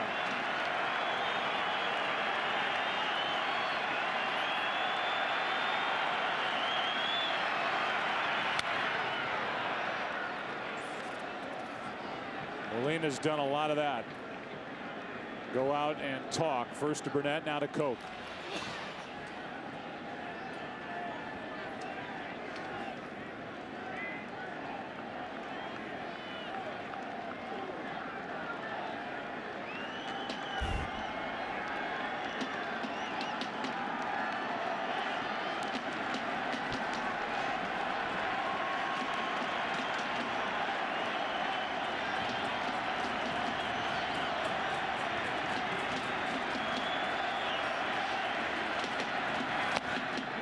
2-2.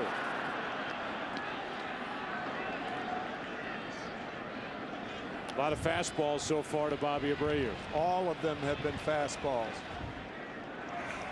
So one thing, Abreu does not appear to be getting around on the fastball tonight. For the most part, that's what Burnett featured. All fastballs.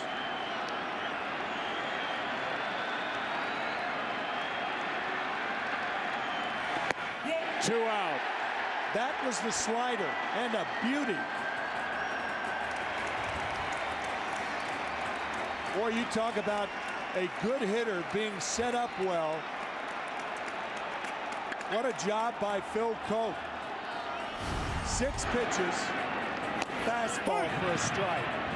Fastball inside. Fastball for a strike. Fastball fouled away. Fastball inside, and the slider gets it.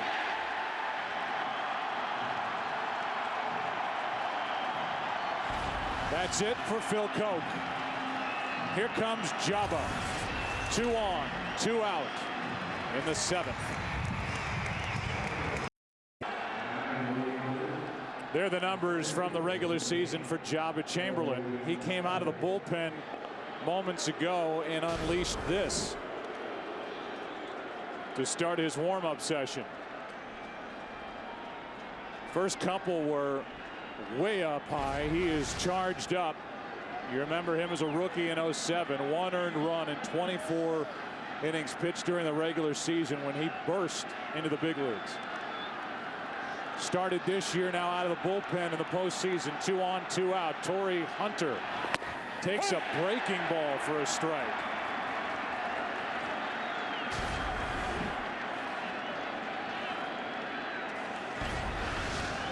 Fastball, slider.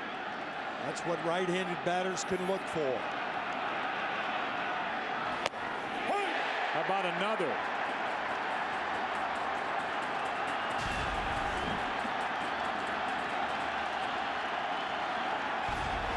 Okay, that's a cement mixer. And cement mixers are not good pitches. Really, both of those sliders from Chamberlain, he got away with 2 to Hunter.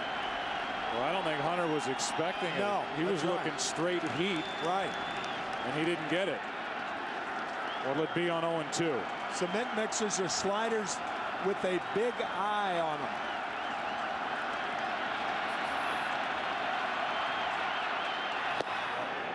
There's 96. Ball 1.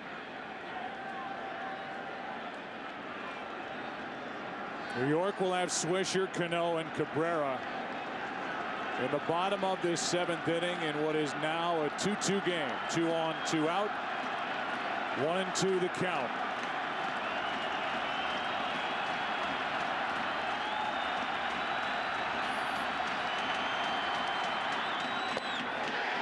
Slider misses. 2-2.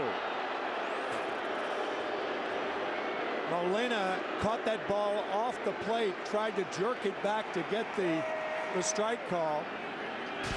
But umpire Laz Diaz said, nope, watch Molina.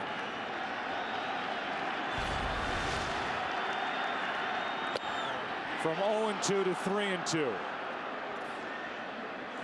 And 4 sliders during this at bat. Not one of them very good slider, and the count's full. Yeah, the only fastball he's thrown is on that 0-2 count. If you get beat in this situation, you want it to be with Chamberlain's best pitch, and his slider is not as good as his fastball. So Molina wanted to talk again, and the count full to Hunter. Chopper, Jeter, that'll load him up. Jeter had no play at first. It was slowly hit, and now it's up to Vladimir Guerrero. An infield hit for Torrey Hunter, his 2nd hit of the night. Jeter immediately looking toward Ibar at third base, hoping to catch him rounding the bag like he did Nick Punto of the Minnesota Twins in Game 3 of the LDS. Another slider. All but one pitch that Chamberlain threw Hunter were sliders.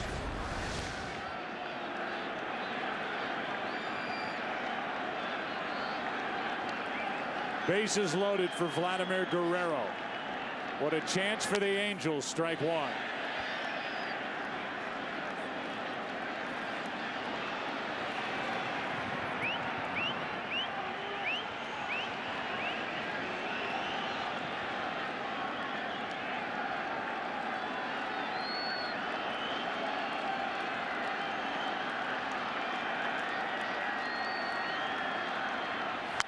Strike two.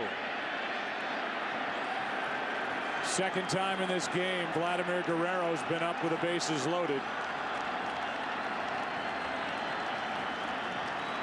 He has the last Grand Slam hit during the postseason for this Angels organization. Home plate umpire Laz Diaz coming out to Molina and saying, Jose, that's enough. So many visits. Molina has been a human rain delay tonight. The 0-2.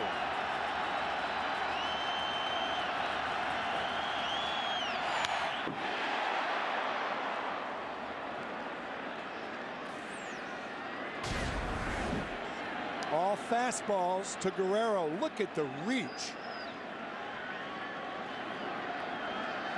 4 inches off the plate. Guerrero will almost swing at anything in this count.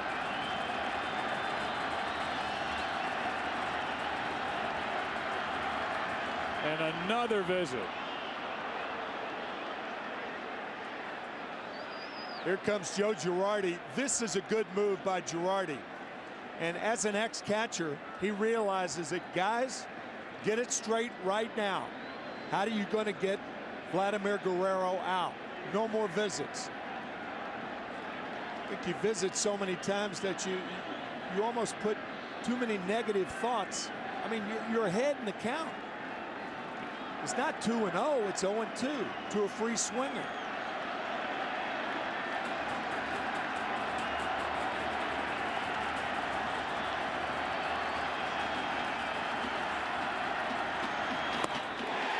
Inning over.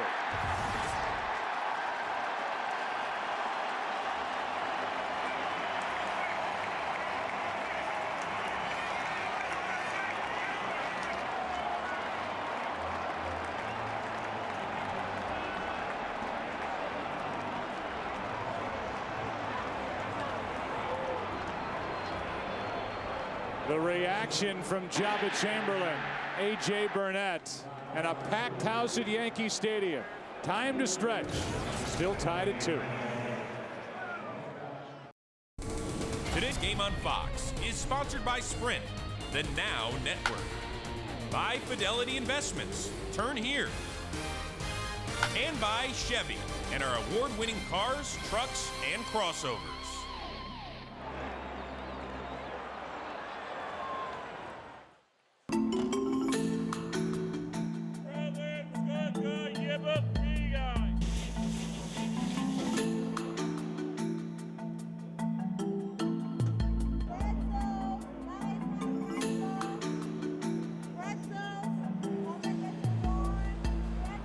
What a pleasure it is to work with this crew at Yankee Stadium here on Fox. We go to the bottom of the 7th inning. We give you our Verizon game summary. What a night. Yankees led 1-0 on an RBI 2-out triple by Robinson Cano. Jeter made it 2-0 with a shot in the 3rd. Angels went to work, getting 2 in the top of the 5th. Ibar with an RBI hit, then 1 scoring on a wild pitch. We've had plenty of action since, but no more runs. Tomorrow, Fox NFL Sunday, the Giants head to New Orleans to battle the Saints, 2 undefeated teams. Eli Manning, Drew Brees. Pregame starts at 12 Eastern, 9 a.m. Pacific. The other matchups, Lions and the Pack, Panthers and Bucks, Rams, Jaguars, Eagles and Raiders, Cardinals and Seahawks. Check your local listings for the game and start time in your area as Phil Hughes gets loose. Bottom of the 7th. Nick Swisher first up, and who's still on the mound? Joe Saunders for the Angels. What a start he's turned in.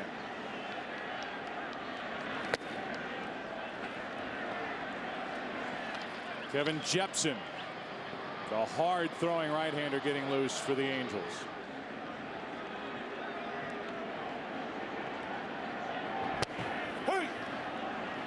Ball and a strike on Swisher.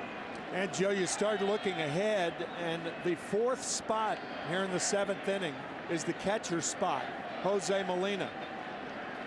So you could bet that Jorge Posada is getting a bat ready in the Yankee dugout, or already in the cage the last half inning.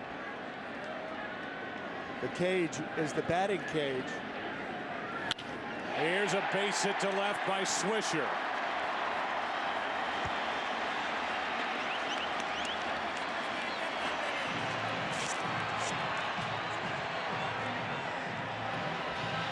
And now a pinch runner, as Gardner's going to come off the bench and run for the Yankees and then stay in the game and play the outfield.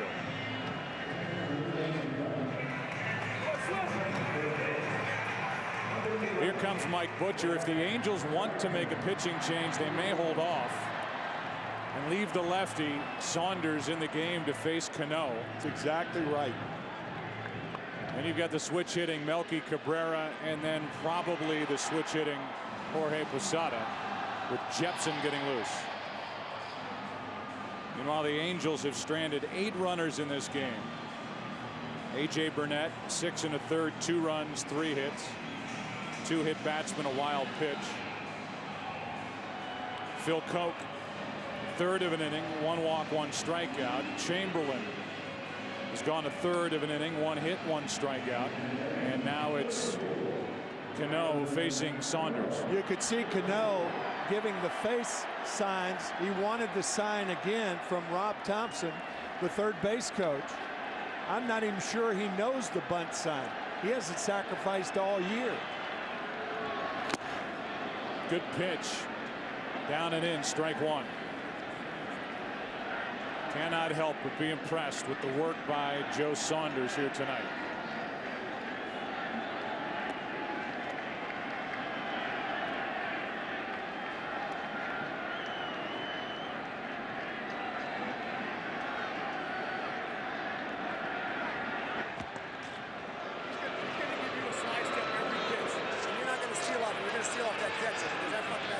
Going to steal off the catcher, first base coach Mick Kelleher, saying he may see the slide step. That's when the pitcher keeps the foot close to the ground, no high leg kick.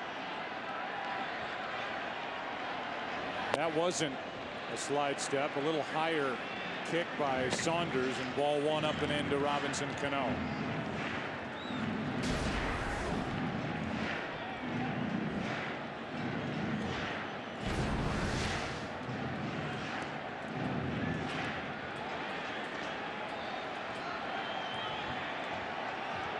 Gardner started this season as the Yankees' everyday center fielder, stole 26 bases.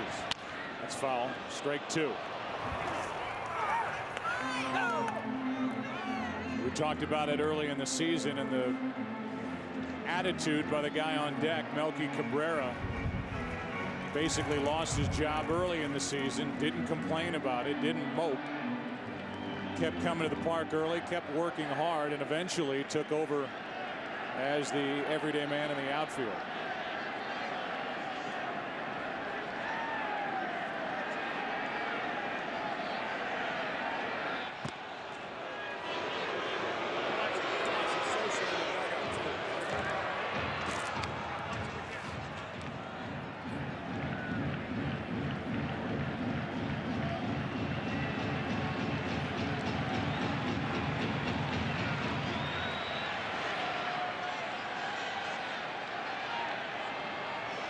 to 9.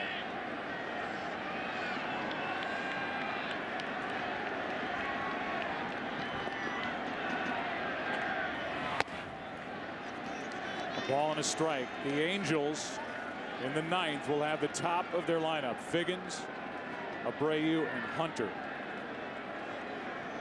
Wind is really whipping around this park.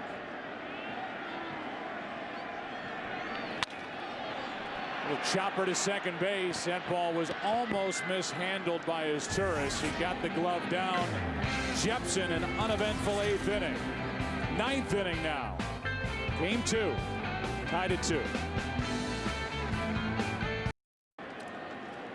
Jorge Posada stays in the game, does the catching. 9th inning now for Rivera, who threw 1 pitch and got Ibar on a ground out to end the top of the 8th. Brian Fuentes, the closer for the Angels, is getting loose.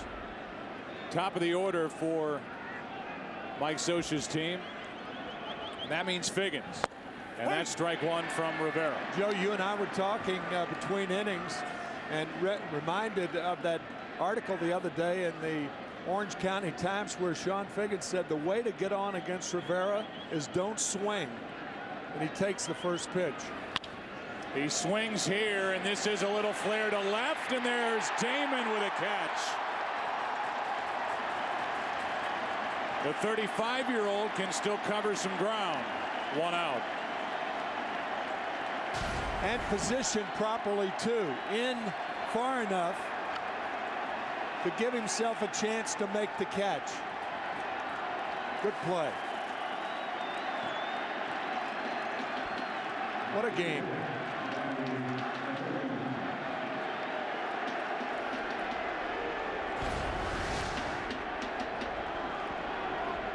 Here's Abreu.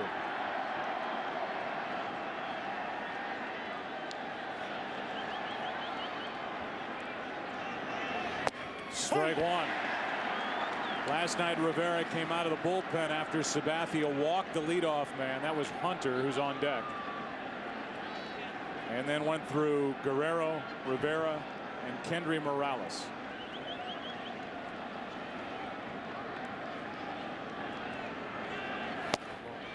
Ball 1. The Yankees in the 9th will have Teixeira, Rodriguez, and Matsui.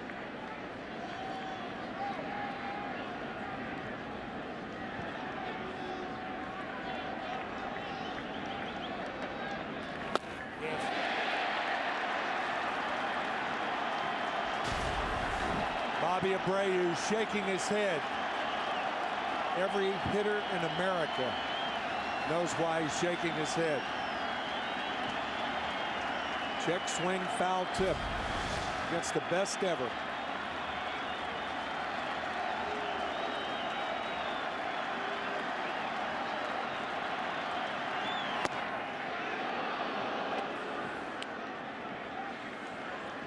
Pinpoint control most of the time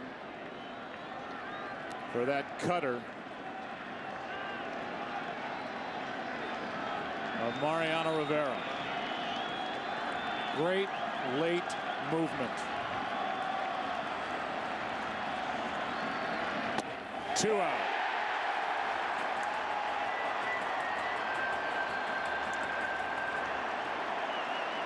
The combination of Abreu and Figgins.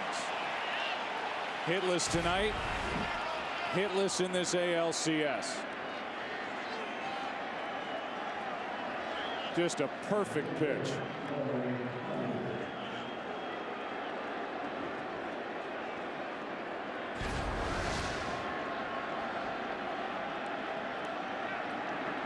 Hunter. Ball 1.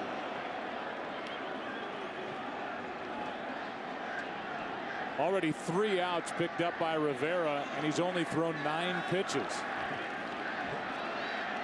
And includes a strikeout.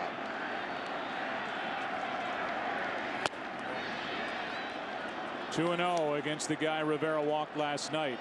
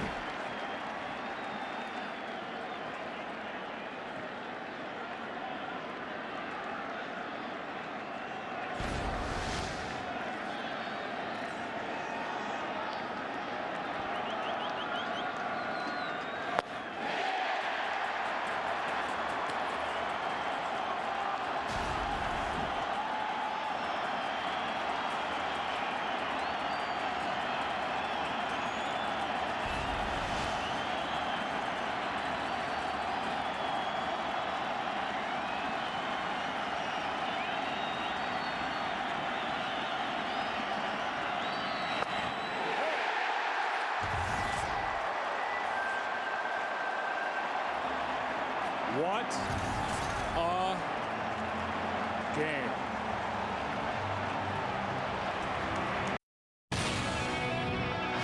For the Yankees, best in baseball. 51 come from behind wins this season. 28 wins in their last at bat. 15 walk-off wins. And how many pies in the face?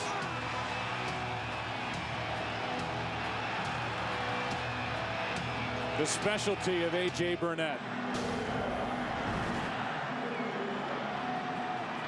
Rivera's done his job.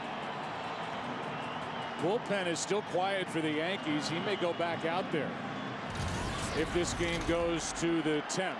Because of the economy of pitches thus far by Rivera. Teixeira.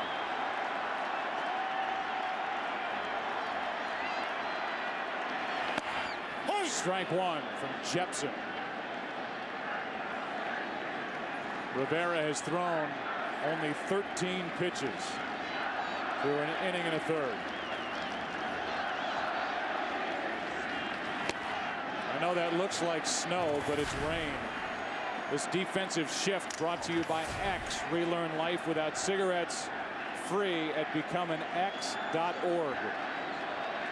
Left side of the infield wide open.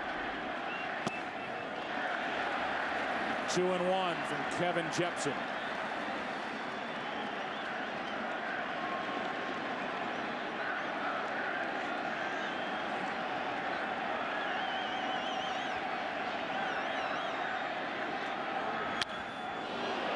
Two and two for Teixeira, who led the American League in home runs and RBIs in his first year with the Yankees. We have seen an awful lot of good, strong hitters overpowered tonight. Pitching has been phenomenal. To the right side, Kendry Morales to the bag, one out. And who steps in? Alcs Rodriguez.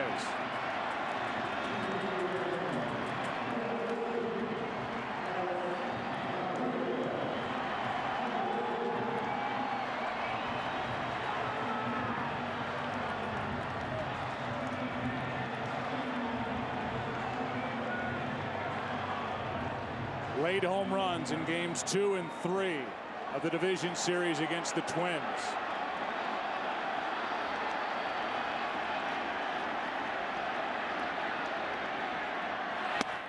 Reviving his image in the postseason with the Yankees.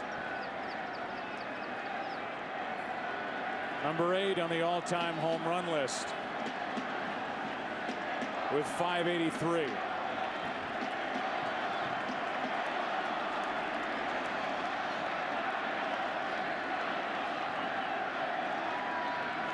Good pitch inside corner. Strike one.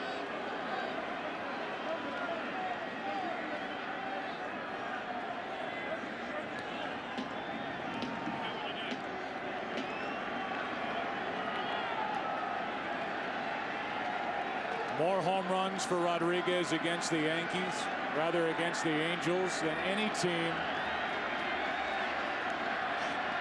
67. Riding fastball, ball 2.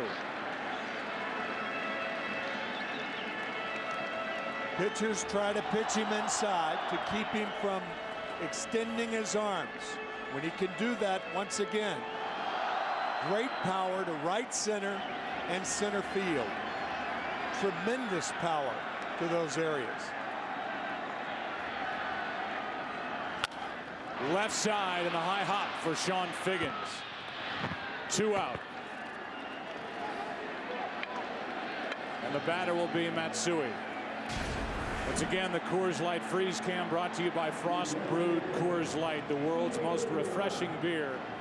And the catch by Johnny Damon to rob Sean Figgins to start the top of this 9th inning.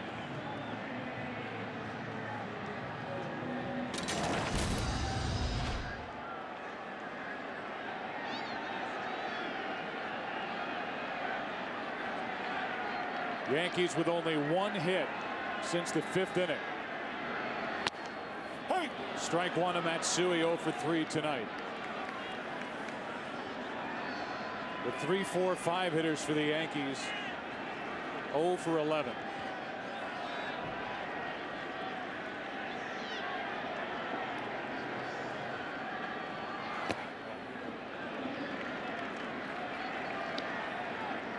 Rivera will head back out for the 10th if we go there.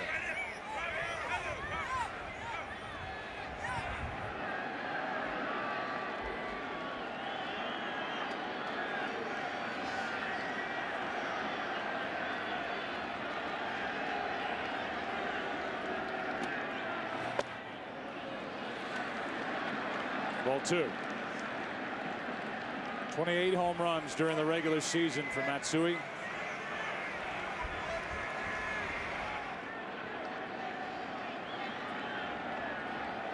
One this postseason.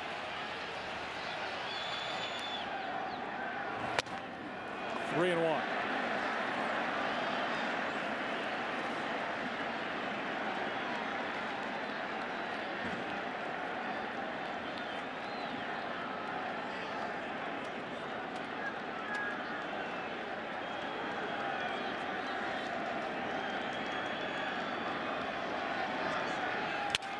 Broken bat, base hit.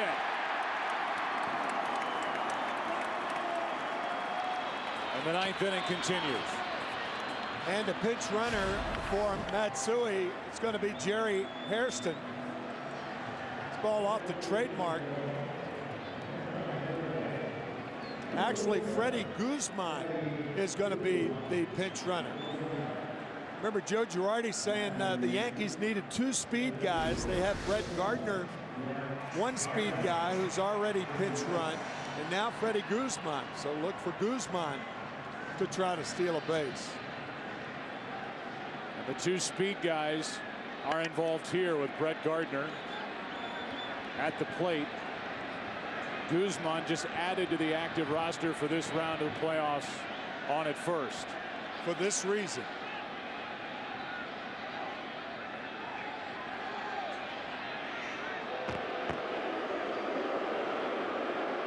Is sometimes the best deterrent to the stolen base is just hold the ball. Base runners have rhythm just like hitters do.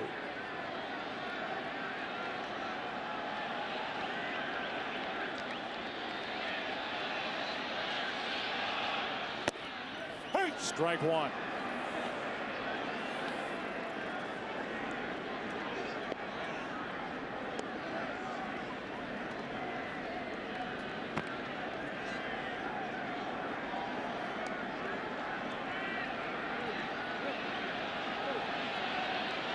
Guzman 4 out of 5 stealing bases during the regular season.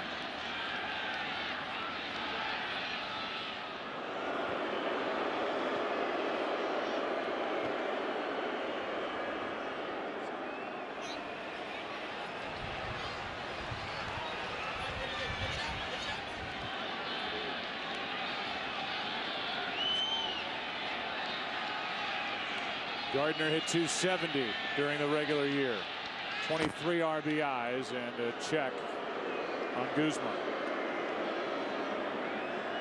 Similar situation against the Red Sox last Sunday in the 8th inning. Mike Scioscia called for a pitch out on an 0-1 pitch, and it was unsuccessful.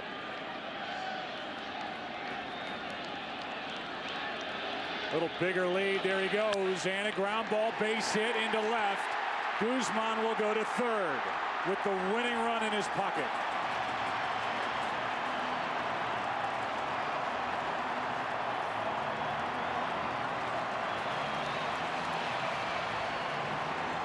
Since you can bunt for a base hit like Gardner can, that brings the third baseman in and allows hits like that to go through.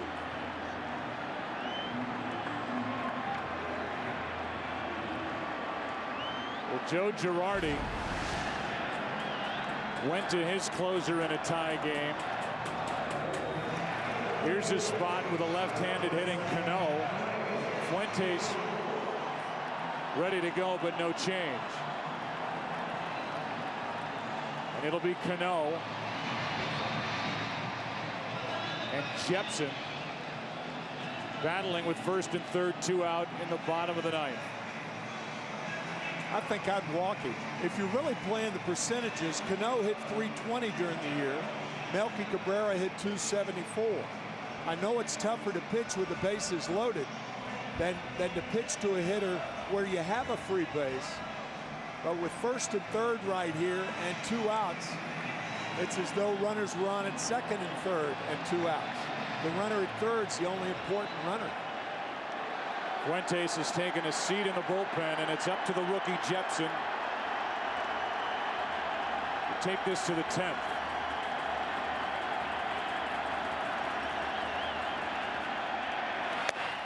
Strike one as Gardner, who chopped the base hit, takes second. Not insignificant. It takes the force out away up the middle.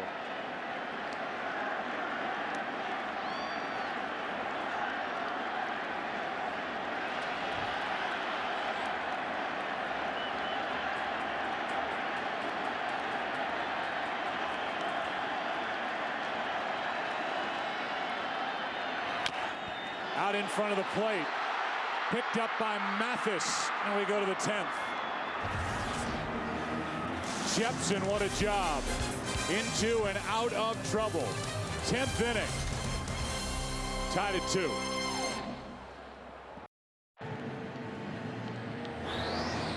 We look ahead to game 3. It's hard to. Game 2 is so good.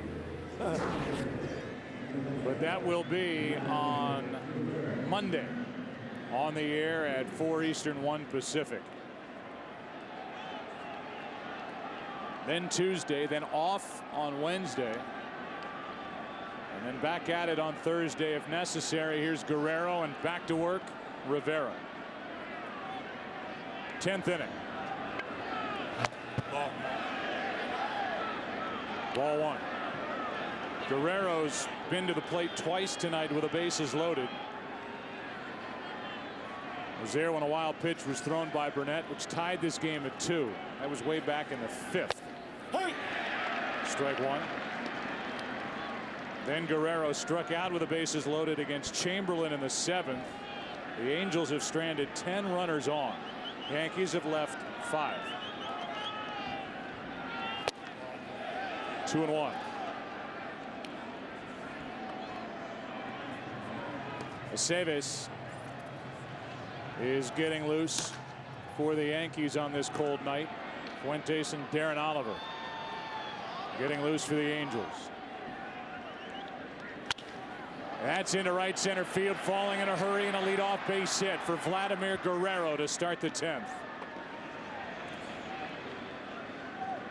One of the reasons that ball dropped is that the Yankee outfielders, particularly Brett Gardner, was in a no doubles defense, and when outfielders get in that type defense, they play much deeper.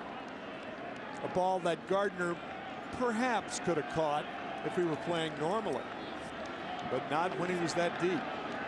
It is an incredible statistic for Rivera, but in 123 and a third postseason innings, he's allowed 2 home runs. Fisted by Morales, out at second. No chance to turn 2.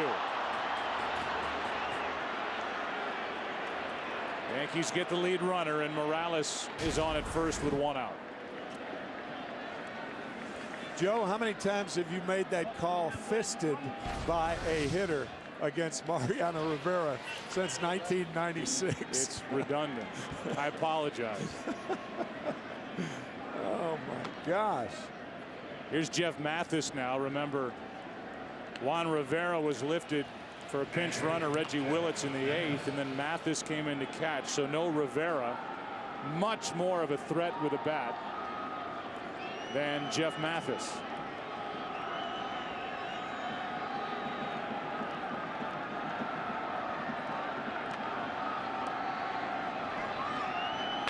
And a bunt in the air, caught by Rivera with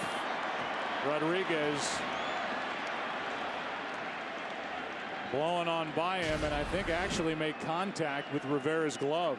Yeah, he did. Boy, what a shot. And it's Rivera who wins out. That's usually the case. Remember, kids, when you catch a pop-up, always use 4 hands. Here's Macer as Turris, 1 on, 2 out. New York in the bottom of the 10th will have Cabrera, Posada, and Jeter.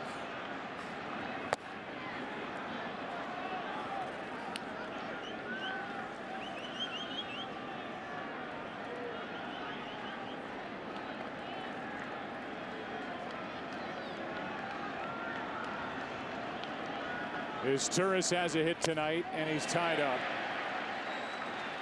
I've said that a lot too. 1 ball, 1 strike.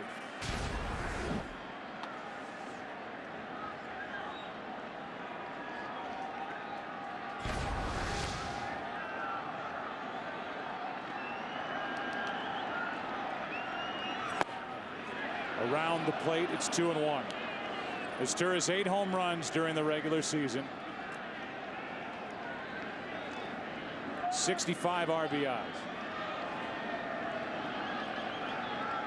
Go ahead, run it first, 2 out, 2 balls and a strike. And that caught Laz Diaz, who yelped.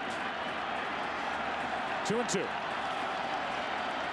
Speaking of yelping.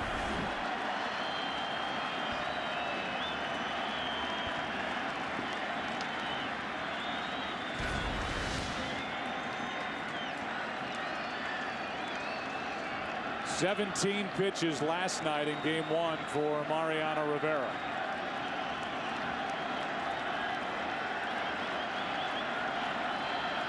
"23 tonight.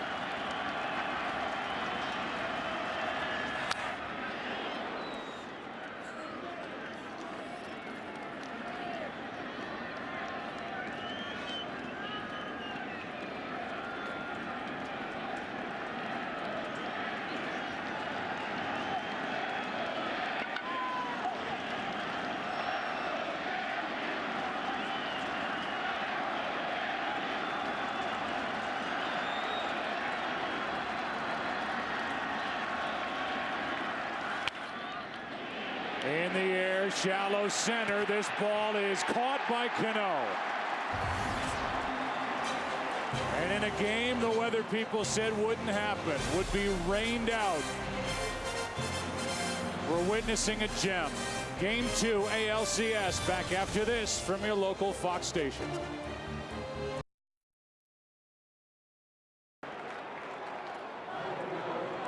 Early in the season, Melky Cabrera, who will lead it off in the bottom of the 10th inning, had a flair for the dramatic. April 22nd, a walk-off homer against the A's. May 15th, against the Twins, a base hit to win it. And then just over a week later, May 23rd, against the Phillies, game-winning base hit on a Saturday afternoon. And here is Melky Cabrera against Darren Oliver. Turning 39 years old on November 6th. He's given up 5 home runs in 73 innings. A career high 63 games worked this year. And he did everything. Everything. For the Angels. Even made a start. There are some who will tell you on the pitching staff he is as valuable as anybody the Angels have. 5-1, 2.71 ERA, 73 innings, only 61 hits. He's been at it a long time. First year in pro ball was 1988. Came up with the Rangers in '93. Then with the Cardinals, back to Texas, Boston, Colorado, Florida, Houston, all over. 3-1 on Cabrera.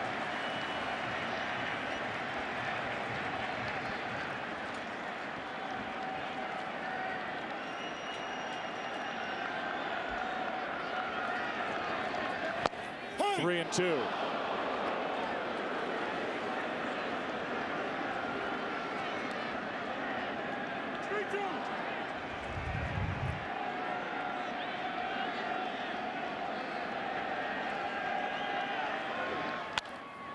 Little pop-up down the right field line, slicing foul.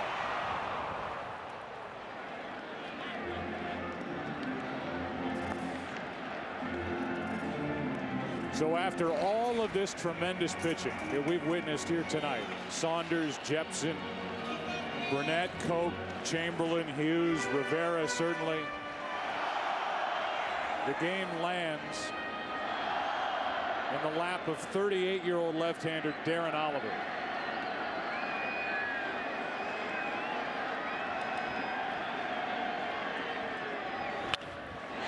In the air to right center. That ball is falling for a hit. Uncharacteristically, Torrey Hunter did not pick that ball up right away. Cabrera jammed with the fastball. And once again, Hunter, like Gardner, was playing in no doubles depth and plops it in front of Torrey Hunter.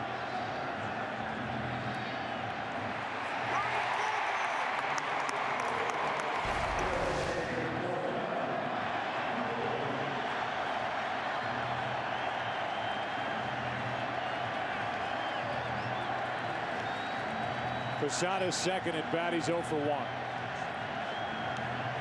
Did not drop down a sacrifice bunt this year. What's it going to be here? Infielders in on the corners, but not all the way. Ball 1.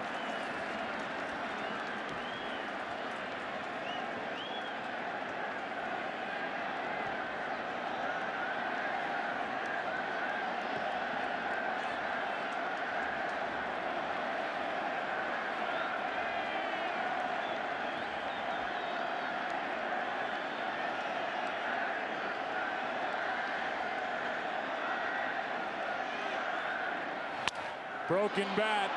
Can the Angels turn another? Yep. Oh, now safe at second. And here comes Mike Scioscia. Flying out of the dugout is Eric Ibar. Can't believe the safe call by Jerry Lane.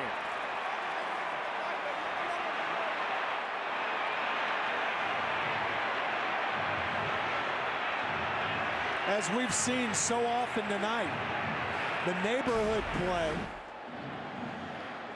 is in vogue at second base. Now, he may be straddling the bag, but he straddled the bag all night.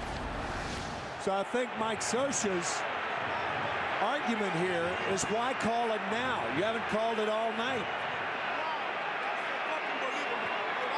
You can hear the infielder saying, that's unbelievable. That is typically a call that isn't made. No. They will give, as odd as that may seem to viewers or the casual baseball fan, they will give that play at second base. Always. But technically speaking, Ibar never touched the base. And from what was a routine double play ball, and Ibar had time to touch the bag, they had Posada by a mile at first. It's a runner at second, 1 out. That's the winning run, and they're going to put Derek Jeter on here in the 10th. Well, they call that the neighborhood play because so second baseman and shortstops will not be hurt with collisions down there. And usually umpires, second base umpires, will give them if it's not blatant. That did not appear to be blatant. The Yankees got the call, and that will be argued for a long time. I'm not too sure Ibar was on the bag during any double play tonight. He's still hot. Yeah.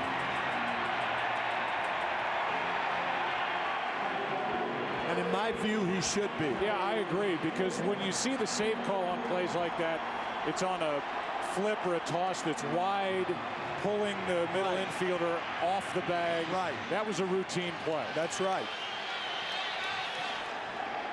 It's 2 on with 1 out for Johnny Damon.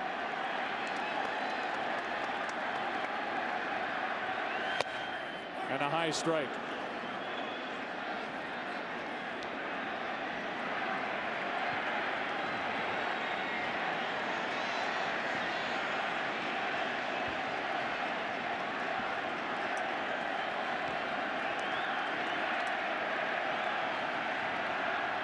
The 0-1.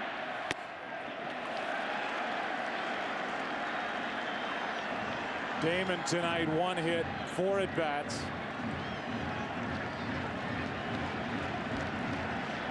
It started with a leadoff flare hit to center by Melky Cabrera.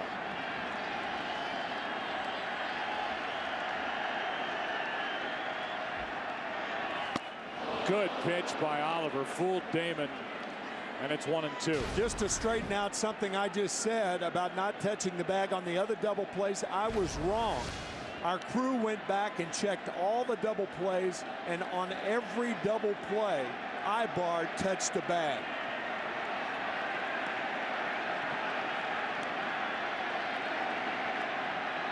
The 1-2. Smothered by Mathis. 2-2.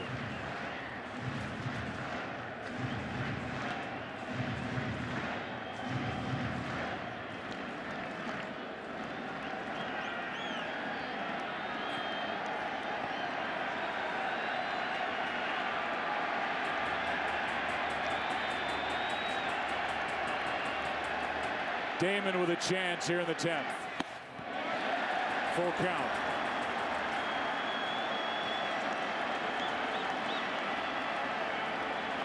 One of the situations where with Teixeira on deck, I do not think you send the runners here.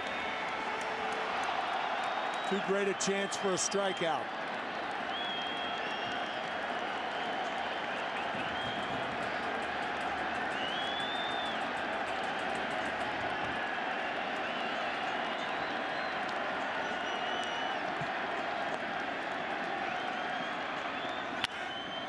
Pop up left side. Wynn gets a hold of it, and Figgins makes the play with a late lunge. 2 out.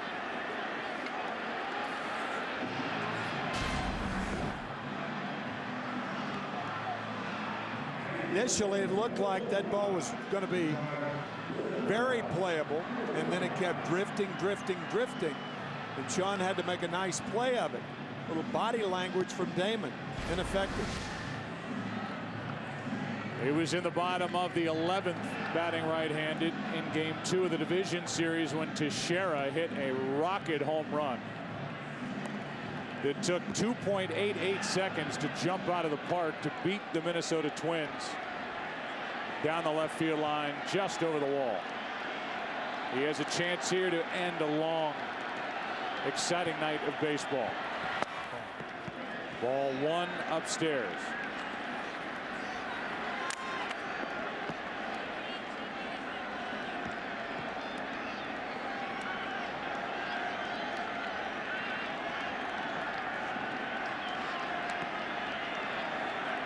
A 1-0. Hey! Strike 1. If Darren Oliver can get around that call at second base and get out of this, keep it a 2-2 game. What an accomplishment for this 38-year-old left-hander. The 1-1. Strike 2. He can make that call at second base. Academic. And a footnote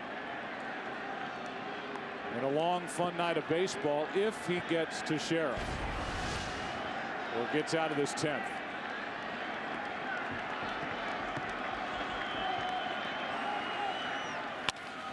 To the shortstop Ibar. What a job by Darren Oliver. Still shaking his head is Eric Ibar on his way back to the dugout as we go to the 11th. There's the play at second. Academic now still tied at 2 in Game 2.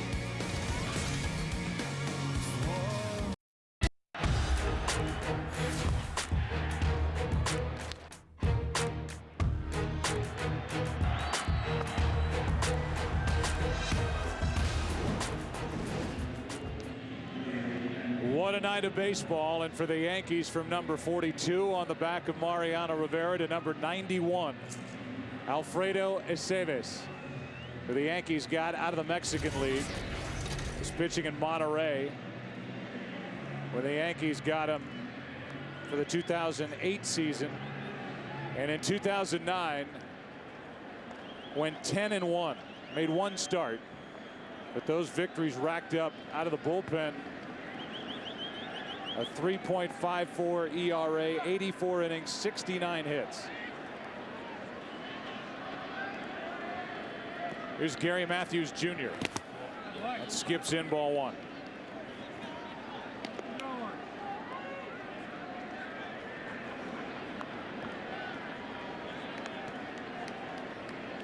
Eric Ibar on deck.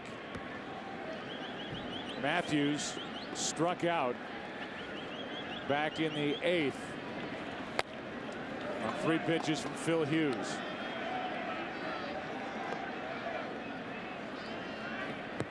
Hughes gave way to Mariano Rivera, who went 2 1/3, no runs, 1 hit, 2 strikeouts, no walks.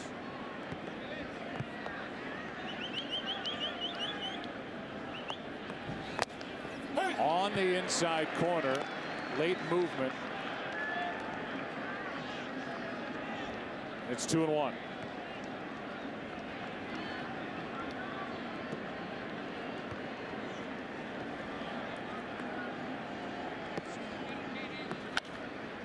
That's foul, left side. Ken Rosenthal is with us. Ken, this would be a bad time to lose your umbrella down there at field level. I didn't exactly lose it, Joe. It just broke on me. But yes, the rain is definitely coming down harder now. And on that foul pop that Sean Figgins caught, it was coming down hard and cold in his face. All the more impressive. All right, stay dry. Do your best. Quit buying your umbrellas from street vendors. 2-2 pitch is fouled away. Seems like a simple thing, but a lot of times even routine pop-ups, you look up and you think there are thousands of balls coming down. Counts 2-2 on Matthews Jr. And now a full count. Gary, 4 home runs during the regular season. His career high was his final season in Texas when he hit 19, hit .313. Signed a big deal with the Angels. It hasn't worked out. You could make a lot of Angel fans happy with something big here.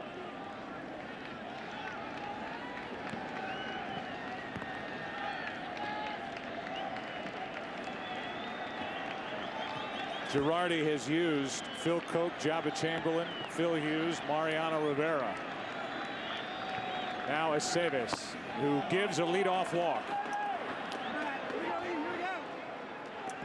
And now with Ibar coming up, we'll see how the Angels want to play it. You know, the bad call in that situation and the bad pitch, the 2-2 breaking ball.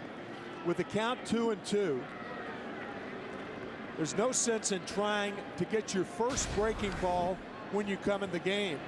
Over. That's after the foul ball, and the next pitch was a breaking ball in the dirt.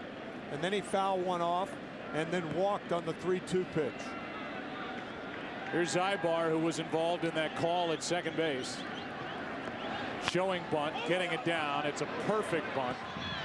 The sacrifice is good as Aceves feeds Cano at the bag. So score at 1-4, down to second. The go-ahead run, Matthews Jr. as Ibar does his job. Damaso Marte gets loose, a lefty. With Figgins coming up. And then Abreu.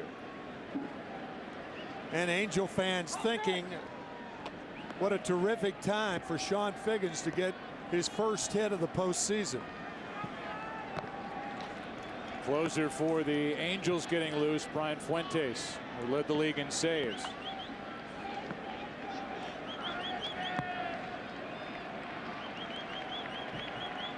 Go ahead run at second. Figgins takes a strike.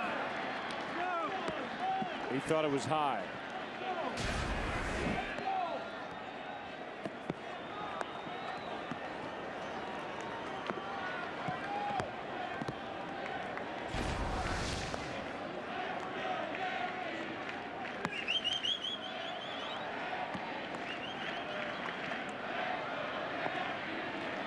Figgins drove in 54 runs during the regular season.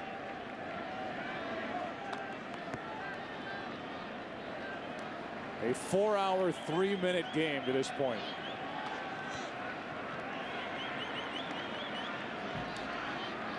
The 0-1. 0-2. Obviously, every Angel fan is glad that call at second base didn't help to determine the outcome, but I think any baseball fan appreciating what we've seen here tonight in Game 2 of the ALCS has to be relieved that that call at second base won't really factor in. You're right, I agree with that. This game's been too good for that. Yeah.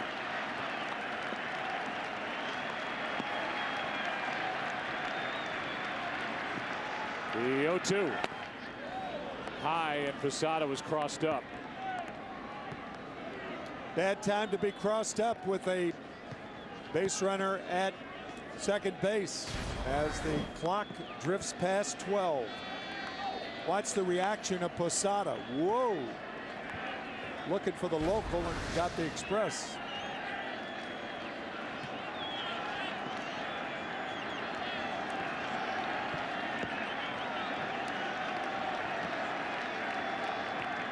The 1-2. A little flare into left. There's the base hit from Figgins. Here comes Matthews. Throw by Damon. Too late. Angels lead it here in the 11th.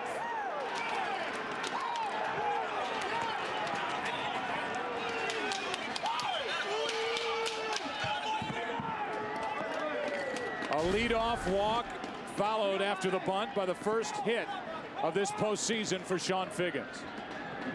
And Dino Ebel, the third base coach, even though Damon is about 70 feet from the infield, sends Matthews anyway. Obviously, the scouting reports, Johnny Damon is not a strong thrower. And Gary Matthews scores rather easily.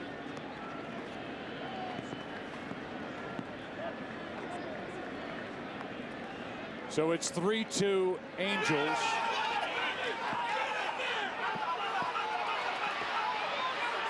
You could see Mike Socha waving along with the third base coach Dino Ebel, going over the scouting reports. No way that they're going to hold a base runner, even though Damon was not that deep, and actually playing Figgins over toward the line.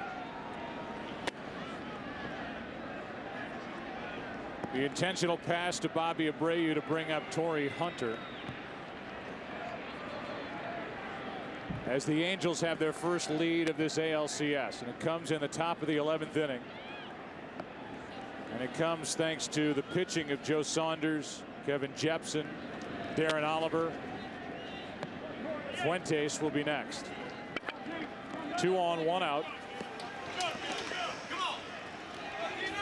And the batter will be Torrey Hunter.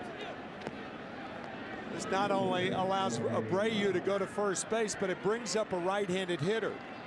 And it's much easier to steal third base with a right-handed hitter up there than a left-hander, because you have the impediment of the batter in the box. Posada has entered the game 3 innings ago. Figgins with 42 steals on the year. With 1 out, it's a good time to try. Pop up right side, out of play.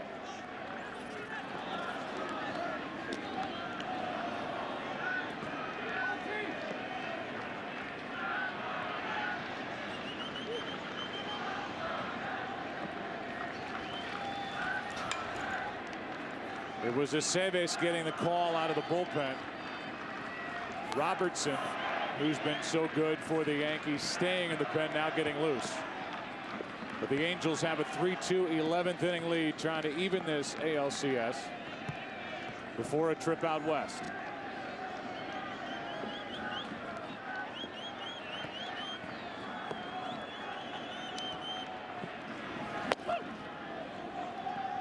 Ball, 1 strike on Hunter, who has 2 hits and a walk tonight.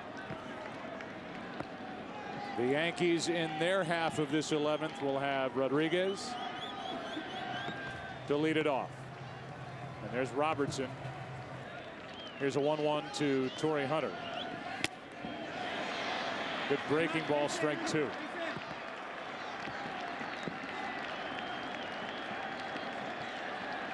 Two of the bigger bats are out of the lineup for New York. Matsui, who was lifted for a pinch runner, and Swisher,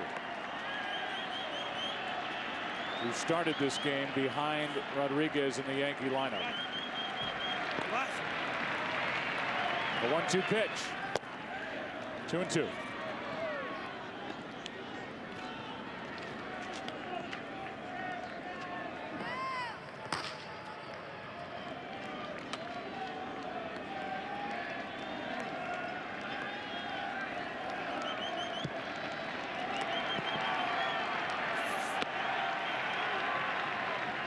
Breaking ball hit to third. Rodriguez to second, out. Cano to first.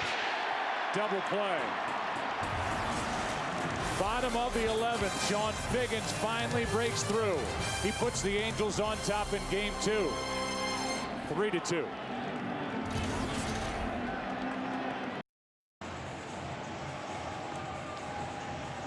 Time now for the Angels closer, Brian Fuentes. The left-hander will take over and try and get the final 3 outs, as he did on Sunday at Fenway Park. Went 1-2-3 against Boston for just the 2nd time since the All-Star break. Led the AL with those 48 saves. You see the ERA was just under 4, a 1-5 record, and Alcs Rodriguez, who had 30 home runs on the nose, 15 of which, along with 50 of his 100 RBIs, either tied the game or gave the Yankees the lead during the regular season. He is 1 for 2 in his career against Fuentes with a home run and a strikeout.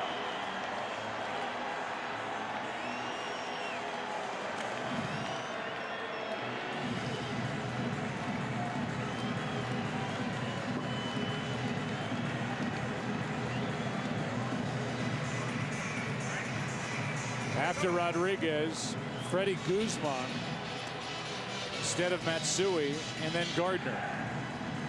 The Yankees have Cervelli, their 3rd catcher, left on their bench, and Jerry Hairston Jr.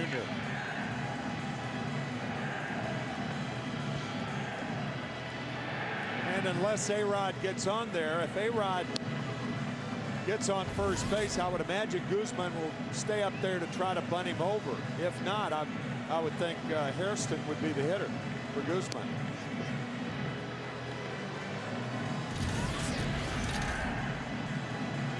Pre-game comes on for Fox NFL Sunday in just under 12 hours from now, which will lead into the best game of the day. The New York Giants, the New Orleans Saints, 5-0 against 4-0 in New Orleans. 2 of the 5 undefeated teams across the NFL. A Justin Tuck jersey here at Yankee Stadium, and here's Alcs Rodriguez.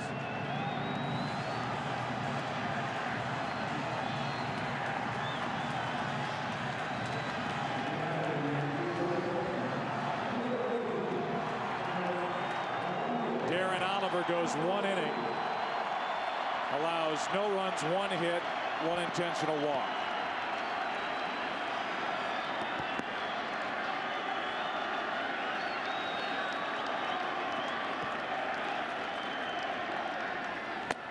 A high strike.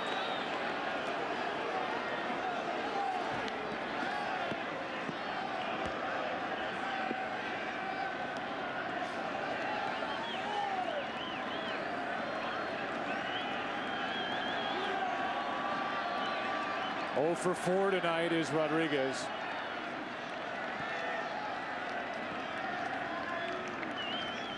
Strike 2.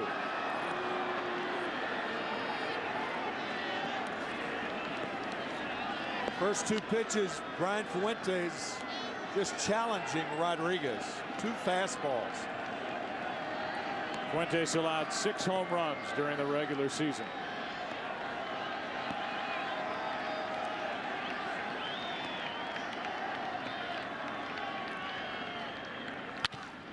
In the air to right. Back is Abreu at the wall. That's gone. Game tied. It's a home run. Tied at 3.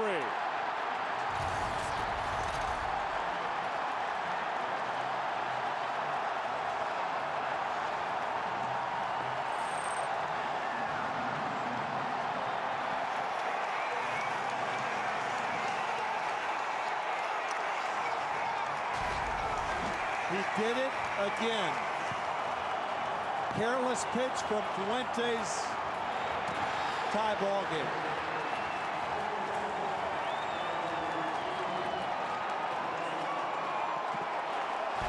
Clearly over the wall to make it 3-3. Now Guzman, who's in the DH spot, takes a ball.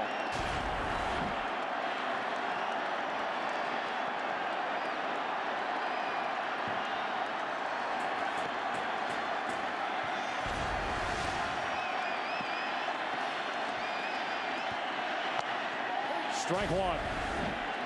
Fuentes furious with himself on an 0-2 count. That Bobby Abreu, had that ball landed in his glove, the ball would have taken the glove over the fence. The glove almost went off of his hand. Strike 2.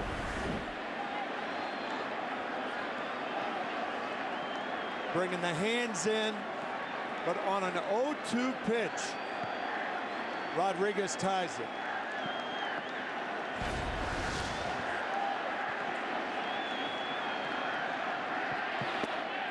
And the first out in the bottom of the 11th. The 3 pitches to Alcs Rodriguez. He took the first fastball. He took the second fastball. And he took the third fastball out of the ballpark.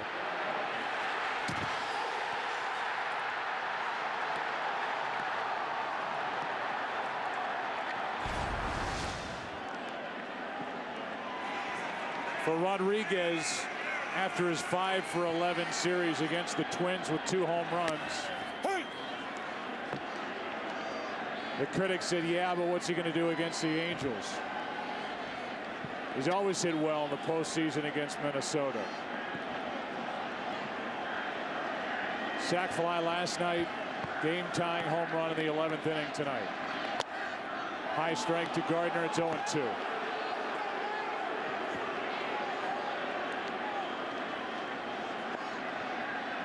That was home run number 68 against Angel pitching. For Alcs Rodriguez, the most by any active player against any team.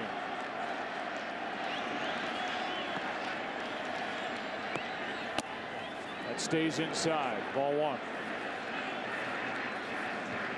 Among the many impressive things about that swing was normally if you throw the ball inside to a right-handed batter or a left-handed batter and you rob him of your power when you throw it inside. So Rodriguez really didn't have a chance to extend his arms. He almost pushed that ball out of the ballpark to right field. Blown save for Fuentes.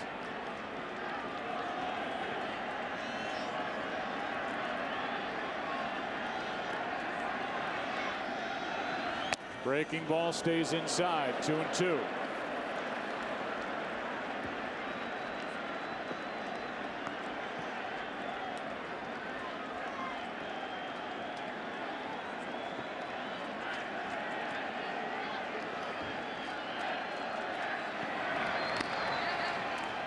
Irvin Santana getting loose, a comebacker. Fuentes flips for the out. Division series, game 2. Game tied off Joe Nathan.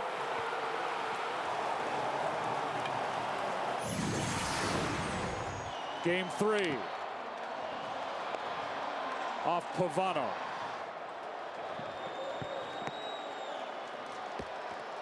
Two game-tying shots, and now this.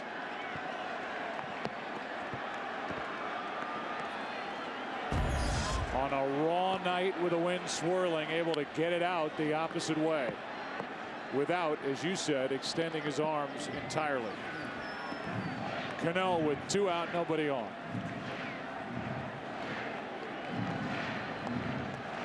Steady rain falling here in the 11th.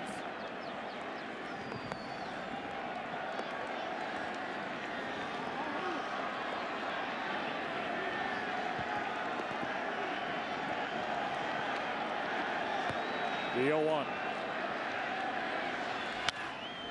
Strike 2.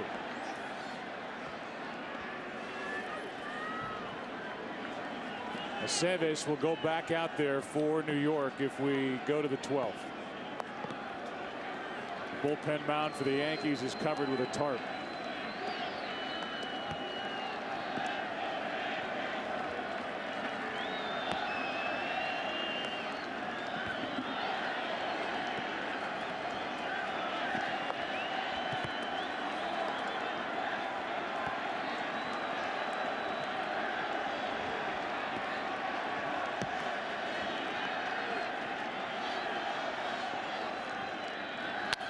Hard hit to first. Morales makes the play, and game number 2 lives on.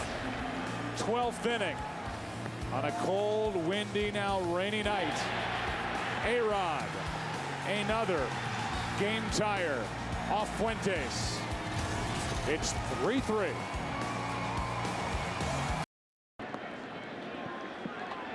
Alex Rodriguez with a leadoff home run in the bottom of the 11th. Rain picks up a bit. Some fans have left even what is one of the better postseason games, Tim, you and I have witnessed in a while. Oh, man. Tell him. It's had everything. Pitching, defense, little controversy. Home run, weather.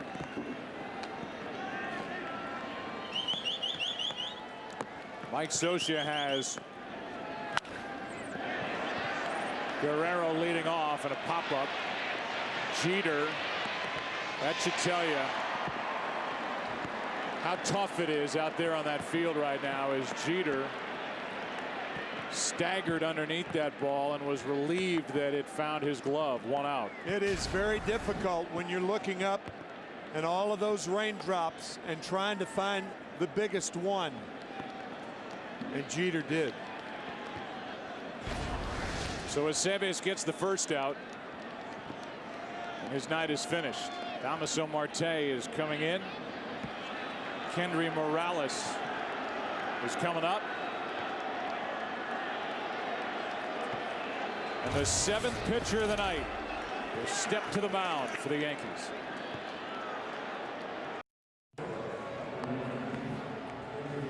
Rain coming down here over the past 3+ innings. It's intensified a little bit.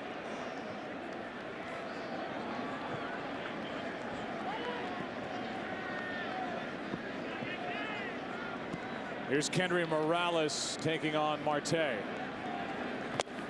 Some question coming into this round of the playoffs whether Marte would stay on the active roster or Brian Bruni would be added to the list. Joe Girardi wanted to keep another left-hander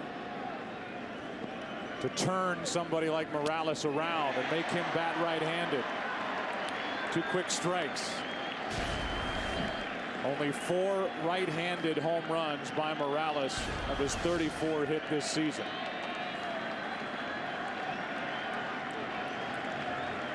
Now Robertson gets loose.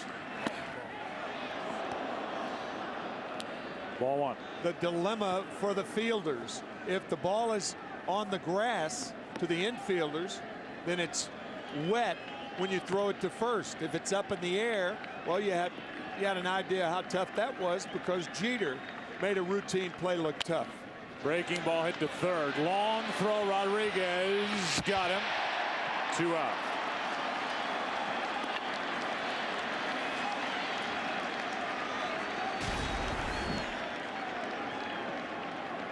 Battling the elements is everyone. That's going to be it for Marte.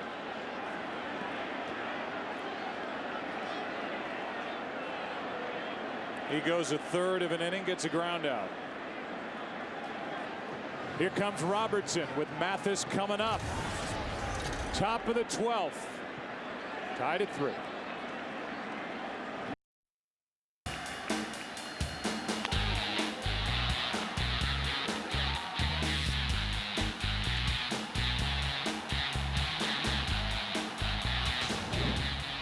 They're still working down in the truck deep into the night. We're in the top of the 12th inning. 2 out, nobody on. Rodriguez tied it with a home run in the 11th. After Sean Figgins found his first hit of the postseason, an RBI single in the top of the 11th. And David Robertson takes over, dealing with Jeff Mathis. 2 out, nobody on. Good fastball from Robertson, who got out of a bases loaded jam in the 11th inning, game 2 of the division series, got the win. There's Chad Godin, who is kind of the ace in the hole for the Yankees right now. Strike 2 from Robertson. Godin, the last man available in the bullpen. Lonely out there behind the glass for the Yankees. In the heat, 1-2 pitch. Squirts away from Posada, 2-2. Godin is a potential starter in this series or long reliever, depending on if there are no lost open dates. The Yankees hope to get by with just 3 starters, which would leave Godin in the bullpen. If they need a 4th, he'd be the guy.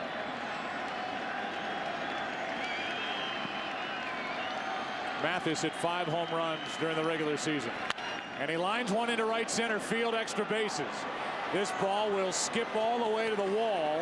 Mathis is into second base. He's got a 2-out double.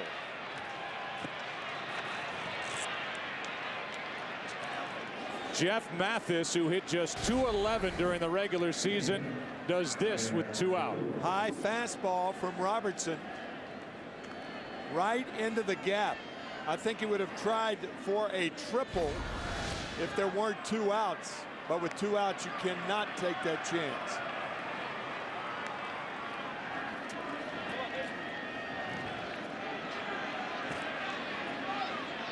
Mathis gets his first hit of this ALCS.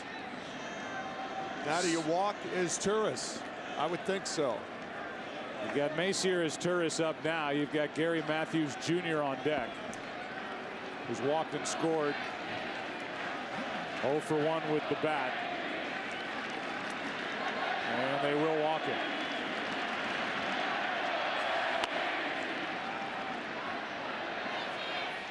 It's going to come down to Robertson and Gary Matthews Jr. in the bottom of the 12th. The Yankees have Cabrera, Posada, and Jeter coming up.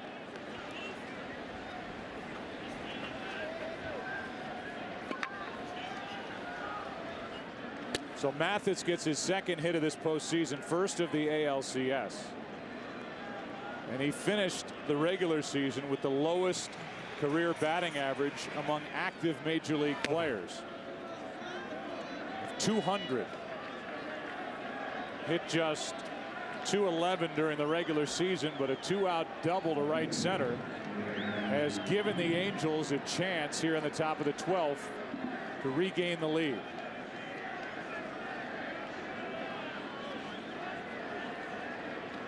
Matthews Jr. hit .250 during the regular season, drove home 50 on 4 home runs.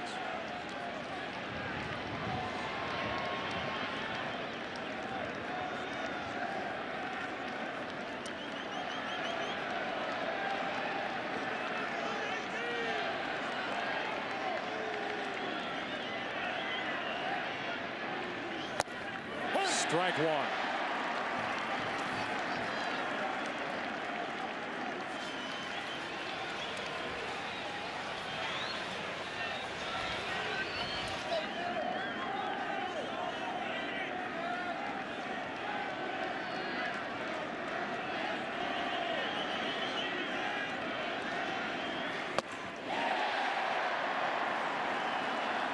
Strike two from Robertson.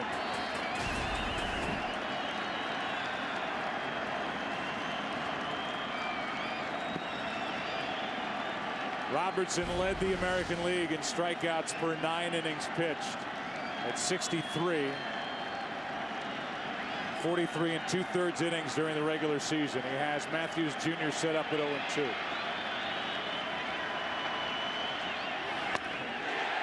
Ball one. This crowd, which has been thinned out, is still loud. The weather has driven some out of this park. Rain has diminished somewhat.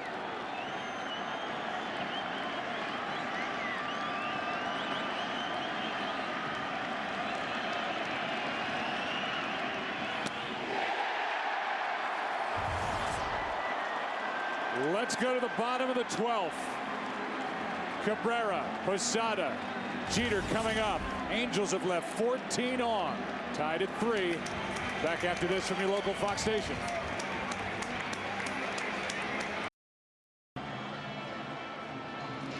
Bottom of the 12th inning, tied at 3. Mike Socia goes to Irvin Santana. Talk about him in a minute. You and I were talking about the weather before the start of this game for the 900th time since we showed up in New York, and you said, you know what's going to happen? We're going to see a classic here tonight. Maybe 12 innings, who knows? That's you. That's your quote. And here we are in the 12th inning, and what really has been an exciting night of baseball here in Game 2. Just a classic game. I was out in the hall an inning after A-Rod hit the home run, and there was a big dispute among about 5 guys saying, how can they pitch to A-Rod? And he was leading off the inning in a 1-run ball game, knowing that if he got to first base, that Guzman would have bunted him over. That's the type of game it's been. It's your birthday yesterday. This is my gift to you. To get to sit here with you. This has been fun. It's been a fun night. And where's it going to lead? I know this. At some point, a lot of people are going to get on airplanes and go out to Southern California. And it'll either be 2-0 Yankees in this ALCS, or it'll be 1 game apiece in this ALCS, where it is 66 degrees in Southern California.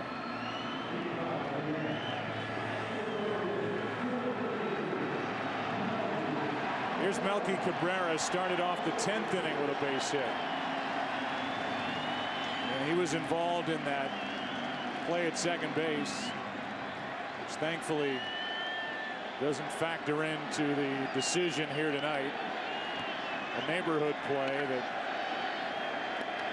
didn't go the Angels' way. Irvin Santana deals a breaking ball to start his night for strike 1. Spent some time on the DL, 8-8 with the Angels, ERA over 5, 23 starts.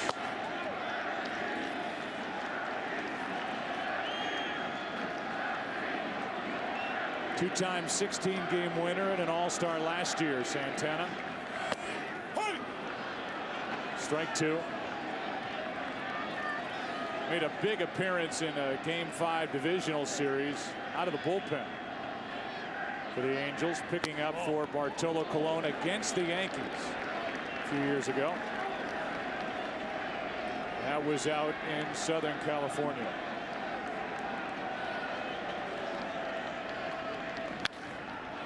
Popped up and heading out of play. Joe, speaking of the bullpens, in our opening before Game 1, we said if it came down to a battle of the bullpens, the Yankees would have the edge. Well, the Angels have matched the Yankees pitch for pitch for pitch as far as their bullpen is concerned. Now it's Santana, who had that Game 5 victory 2005 against the Yankees in the division series. A rocket foul. The rain has all but stopped.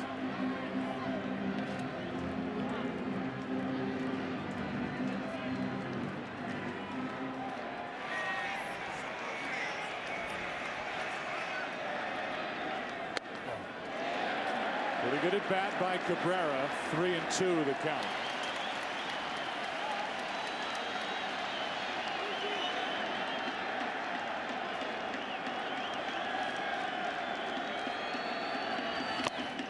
And a good start to the inning for Santana, 1 out. Irvin, who started the season on the DL with a sprained right elbow, went back on the disabled list with right forearm and tricep stiffness. That happened in June. And here he is out of the bullpen. That's how deep the Angels are with their rotation, especially after they picked up Kazmir in August from the Tampa Bay Rays. Here's Posada. Ball 1.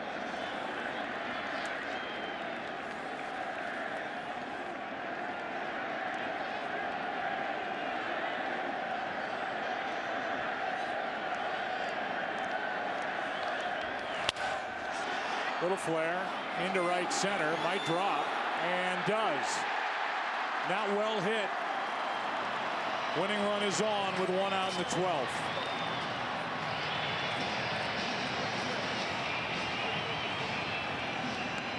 We saw all season long those pies in the face from A.J. Burnett. There's one guy he never pied. Let's go down to Ken Rosenthal. Ken? Joe, A.J. Burnett says he gets sweaty palms just thinking about pieing the captain. Well, 8 of the Yankee 9 regulars have gotten walk-off hits this season. Juan Miranda, Francisco Cervelli, but not Derek Jeter. Who was a career .440 hitter against Irvin Santana, the man he faces now.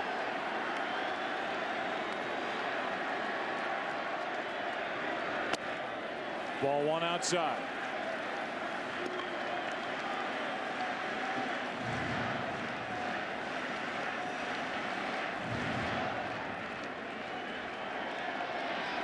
Jeter homered way back in the 3rd.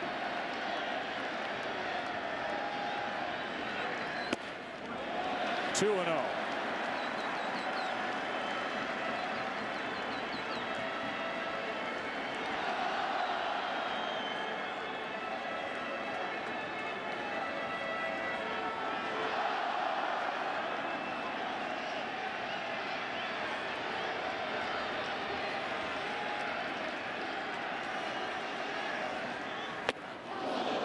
Trying to pop one. It's 2 and 1. Jeter has never homered twice in one postseason game in his career.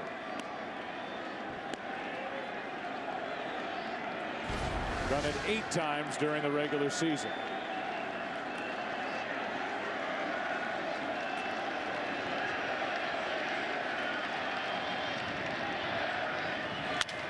Up the middle, Ibar drops it, but they get the force at second.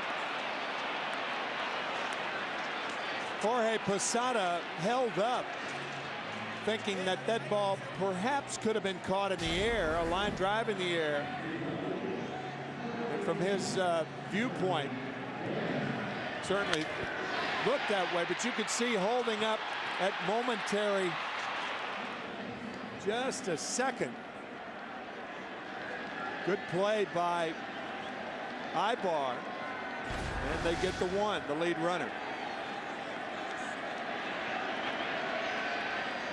Now it's Jeter on with 2 out, and Damon wraps one down into right. Jeter digs for 3rd and will hold there on a single by Damon. The winning run 90 feet away. Good job by Bobby Abreu to get rid of that ball quickly. Damon jumping on the first pitch, his 2nd hit of the night. Watch how quickly Abreu gets rid of the ball back to the infield, knowing Jeter's the base runner.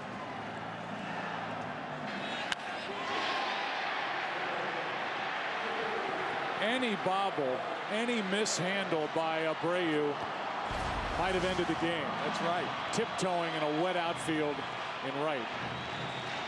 And now Mike Butcher out to talk as Teixeira steps in. Mark Teixeira had a ringing single last night batting left-handed. He is 0 for 5 tonight. Really hasn't looked like he's got his swing despite the game-winning home run right-handed in game 2. He's just 3 for 22 this postseason.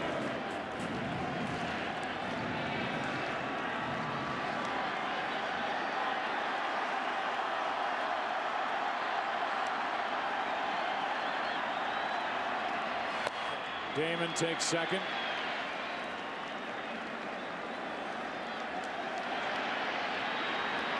First base is open, but that man is on deck. Yeah, this is an easy call. You try to go get Teixeira. As hot as Rodriguez is, clearly the choice is Teixeira.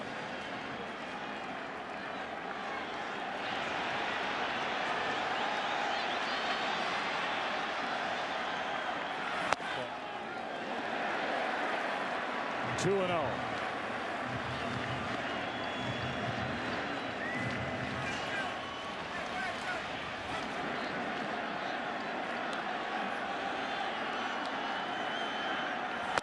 Is Rodriguez going to get a chance to win it after he tied it in the 11th?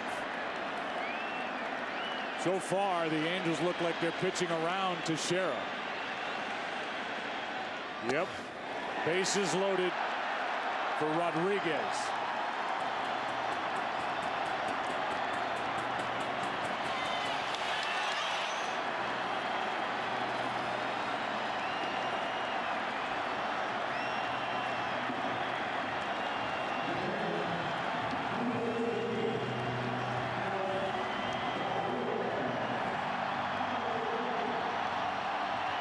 That pitch selection is hard to figure. They didn't even offer it going to Mark Teixeira. Of course, realizing how hot Rodriguez has been.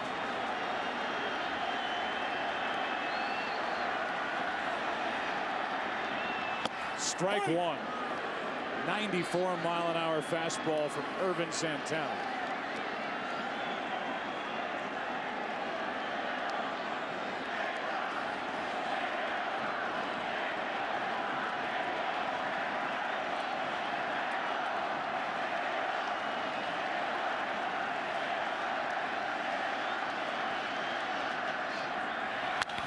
Got under it and popped it into center. That's Torrey Hunter. And that's the end of the 12th. The Yankees leave the bases loaded.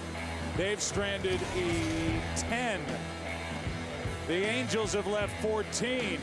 We're going to play at least 13. Weekdays, you can make lunchtime your new prime time as FoxSports.com brings you lunch with benefits. Log on to check out new episodes of original sports shows delivered to your desktop every Monday through Friday at 1 Eastern. This Monday, don't miss the after party with Jay Glazer, presented by Sprint, where Jay chats with all of the NFL's biggest performers only at FoxSports.com on MSN. Here's Eric Ibar. Here's Robertson, and there's one pitch, and Cano misses it. I don't think ever touched it going into right field as the baseball, and the leadoff man is on for the Angels. That's another error on the Yankees. Yeah, and even though the conditions are very poor, this is inexplicable. Ball goes under the glove of Robinson Cano. And you're right, he never touched the ball. 3 errors by the Angels last night. 3 errors by the Yankees here in game 2. 2 by Cano. Both on balls hit by Ibar. I would think you'd see a sacrifice here.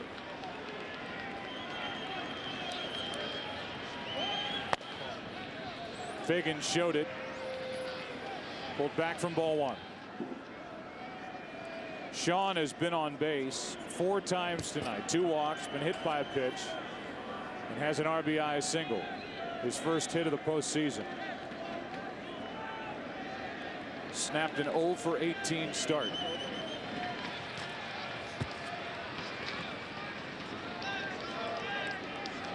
Mike Scioscia obviously has the option of taking the sacrifice off if he so elects.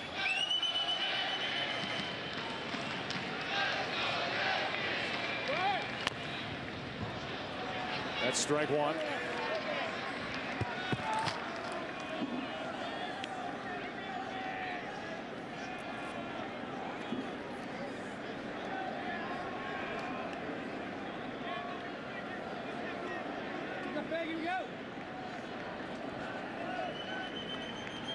Robertson came on last inning, gave up a double, then an intentional walk, struck out Gary Matthews Jr.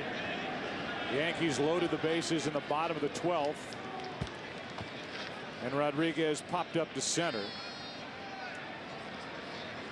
Cano makes an error, and now Chad Godin, who is the last man in the bullpen for the Yankees, starts to warm up.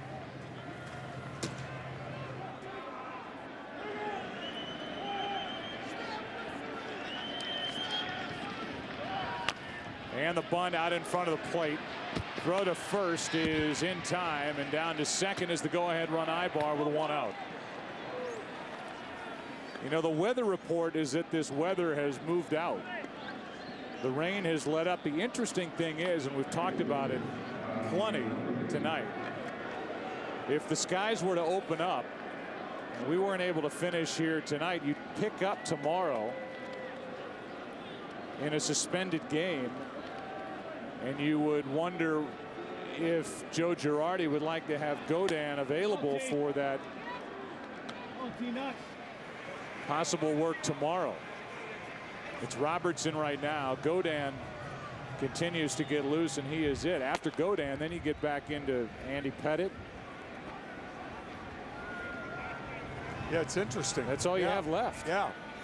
Well, Godin, if he does get into the game, I would imagine would not only be a reliever tonight, but would start the game tomorrow also. I mean, that would have to be the case, I would think.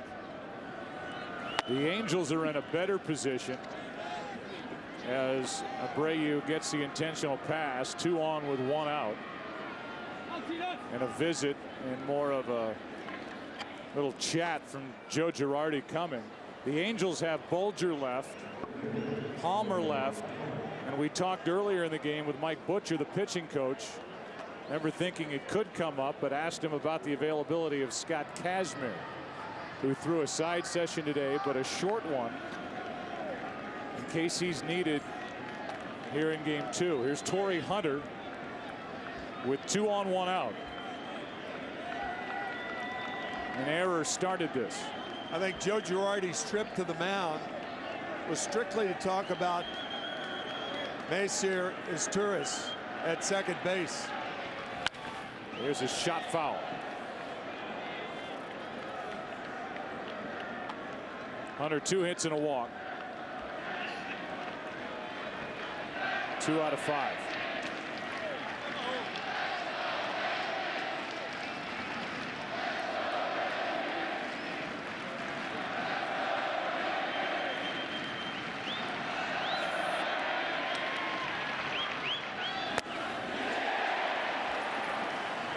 That's strike 2. That's that fastball that shows up only as 92 miles an hour, but seems like it's coming in about 5 miles an hour faster. That's a deception that David Robertson has on that high heater.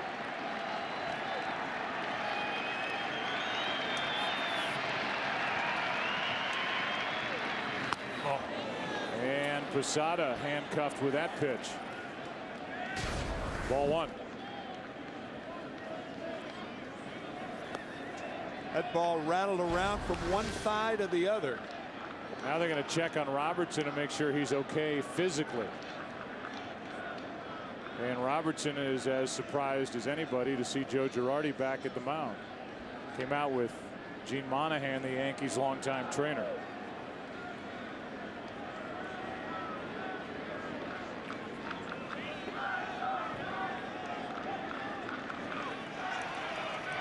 "13 pitchers have been used combined, 413 pitches thrown."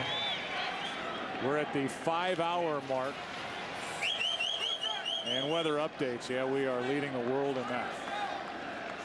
Pete Macheska is our producer, with Bill Webb, our director. Here's a 1-2 to Torrey Hunter. 2-2.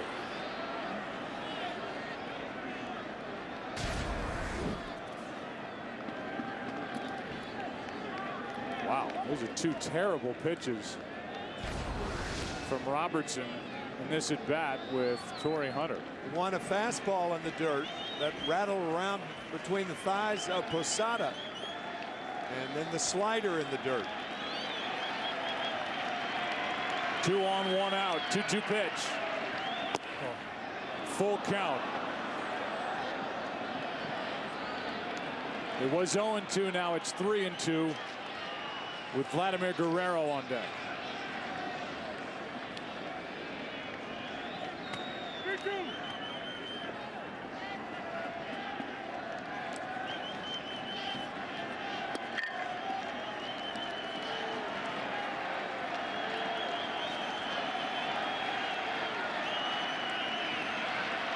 Runners go, and a foul.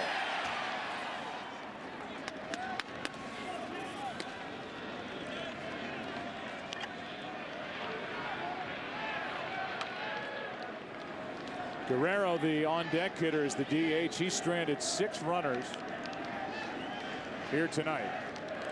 I think Joe Girardi's concern with Robertson is David was shut down from the 6th of September to the 28th with elbow problems, and I would imagine that's the reason for the trips. Still 3-2, and Ibar has to go back to second and Abreu back to first. Dr. James Andrews recommended 10 to 14 days rest for Robertson, but he was obviously added for the postseason. Just got back into shape down the stretch. As we mentioned, got out of that jam in game 2 of the division series, bases loaded against the Twins. Got the win. 3-2 pitch. Runners go, and a ground ball to short. Jeter throws to first after checking on Ibar.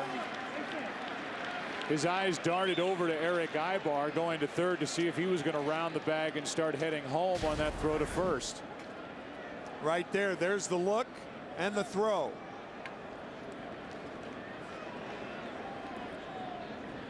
He doesn't miss much. No, he doesn't. He sees the lanes on a baseball field like Larry Bird used to see the lanes on a basketball court. Here's Vladimir Guerrero. They'll come right after Guerrero with a switch hitting Kendry Morales on deck.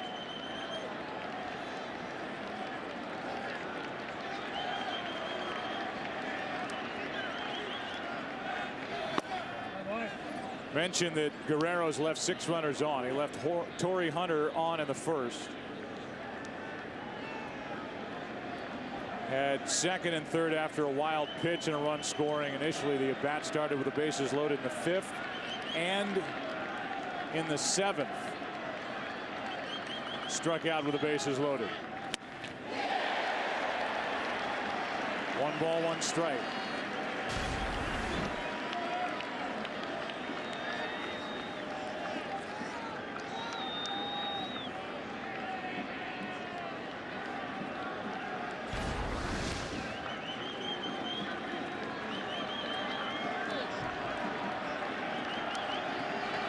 The 1-1.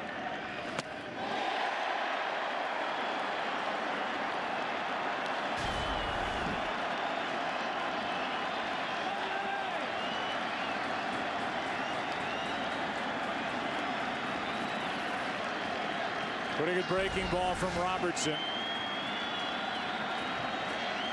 Guerrero has struck out twice tonight.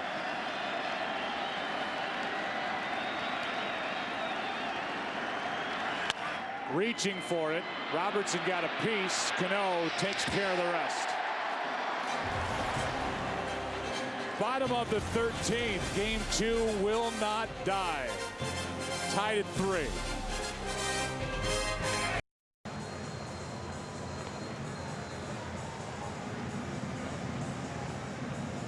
Irvin Santana worked the 12th. He'll work the 13th.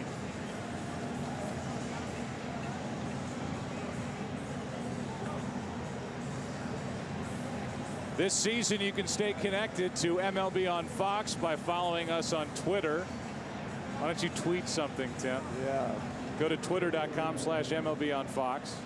Fox Sports is now on both MySpace and Facebook.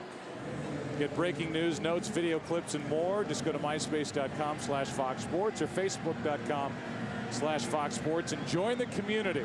Here's Jerry Hairston Jr. off the bench to bat for Guzman to lead off the 13th inning.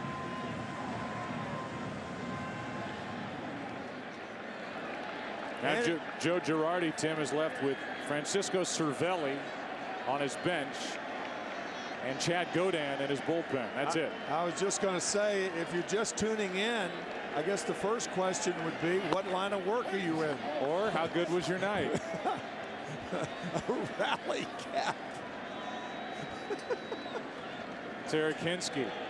It's the latest rally cap we've seen this year. Here is the 0-1. 1 ball, 1 strike to Jerry Hairston. And he's done a good job tonight. Is Laz Diaz, the home plate umpire. He really has. He has called a terrific game. That's a start for the Yankees. A base hit into center. Jerry Hairston can run, and he waited over 5 hours to get a leadoff hit in the 13th inning. Here's another guy who can run, and with Cano to follow and then Cabrera, the whole world expects a bunt. Yeah, that was interesting because Girardi crossed his hands rapidly, which meant that he took off what he initially had given Rob Thompson, the third base coach. But I agree with you. I mean, there's only one play here, and that's the bunt. And the bunt is good. Down to second, the winning run. Gardner does his job.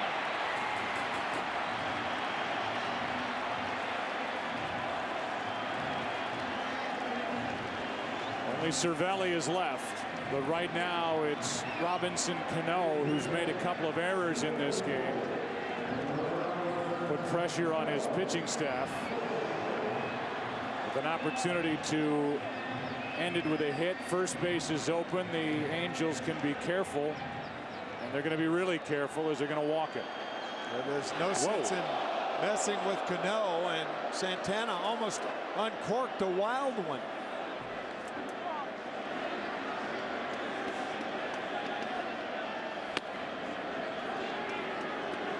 On deck is Cabrera.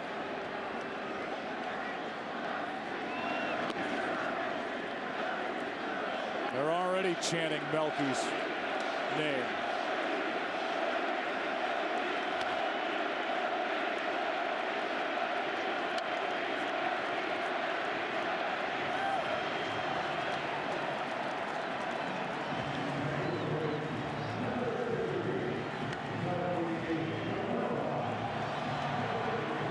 That's 5 intentional walks handed out in this game.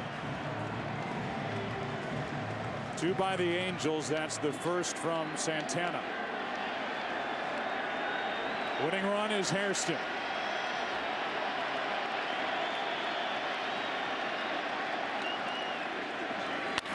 To the right side is Turris.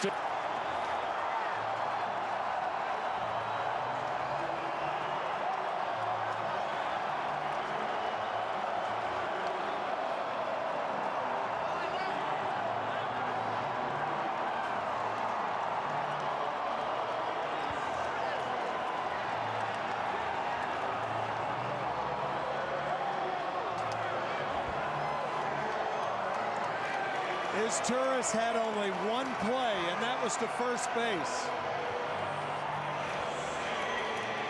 On a wet field, trying to make an improbable play, going to shortstop. He should have gone to first base. And the Angels after playing shoddy defense last night, cough it up again tonight. Figgins can't find the handle, and Hairston scores. Second error of the night, 5th of this ALCS. Only one play, that's the first base. They're not going to turn 2 anyway. No.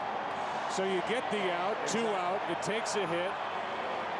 And as Turris tried to get the middle runner at second base, the throw was wide. Figgins had a chance if he came up with the play cleanly to get Hairston at the plate, but he dropped it, trying to pick it up.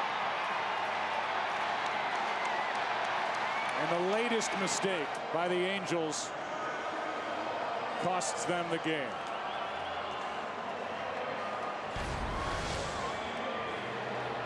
Five hours, 10 minutes in length. Game 2 down to the field. Here's Ken Rosenthal. Alex Rodriguez, what was it like playing in that game? Wow, what a game. Great game. It was exciting. Just fortunate to come out on top. Fuentes had you 0-2. What did you think at that moment? Well, he made 2 tough pitches. I was just looking to get on base, get a good pitch to hit and drive it somewhere, and got a good pitch and hit it well. Looked like you weren't sure it was going out. I certainly wasn't sure. I mean, the wind's been howling all day and has knocked the ball down all day for 12 innings. I was fortunate enough I got enough of it. Alex, the Yankees are now up 2-0 in this series. How good is your position? Well, I mean, look, we've been down this road before. Every game is very important, and we're better being 2-0 than 1-1. Do you remember who started this game for you? I know AJ did, and he did a phenomenal job. Alex, thank you very much. Joe, back to you. That's an unfair question. 5 hours and 10 minutes after the start, and Alex passed the test. A final in 13 innings, and it ends on a mistake. 4-3 is the final. The Yankees end up leaving 12. The Angels leave 16. And Fuentes blew a save when he gave up the home run to Rodriguez in the 11th. And Jerry Hairston Jr. just took it from A.J. Burnett, who 5 hours and 10 minutes ago started this game. Tonight's play of the game brought to you by Ink, the new business card from Chase. Alex Rodriguez tied it in the bottom of the 11th off Brian Fuentes with his 3rd postseason home run in the new version of A-Rod here in 2009. One for the ages, partner. Alex Rodriguez made his mark, and you can make your mark with ink. And we have put a lot of ink on our score sheet. And here it is, 2-0. The Yankees on top in this ALCS, and I don't know what more this game could offer. I don't know what we didn't see here tonight. No. A balk. We didn't see a balk. No, we didn't see a home run by an Angel hitter. But clearly, Turris has got to go to first base with 1 out. And that final play, going to second, it's an improbable play, and you get the sure out at first base. That was clear. More to come from down on the field. We go back to Ken Rosenthal. We're here with Jerry Hairston, who just took a pie in the face after sitting for 5 hours, then getting the hit and scoring the winning run. Jerry, first of all, talk about being on the bench that long and then coming into this game. How difficult was that?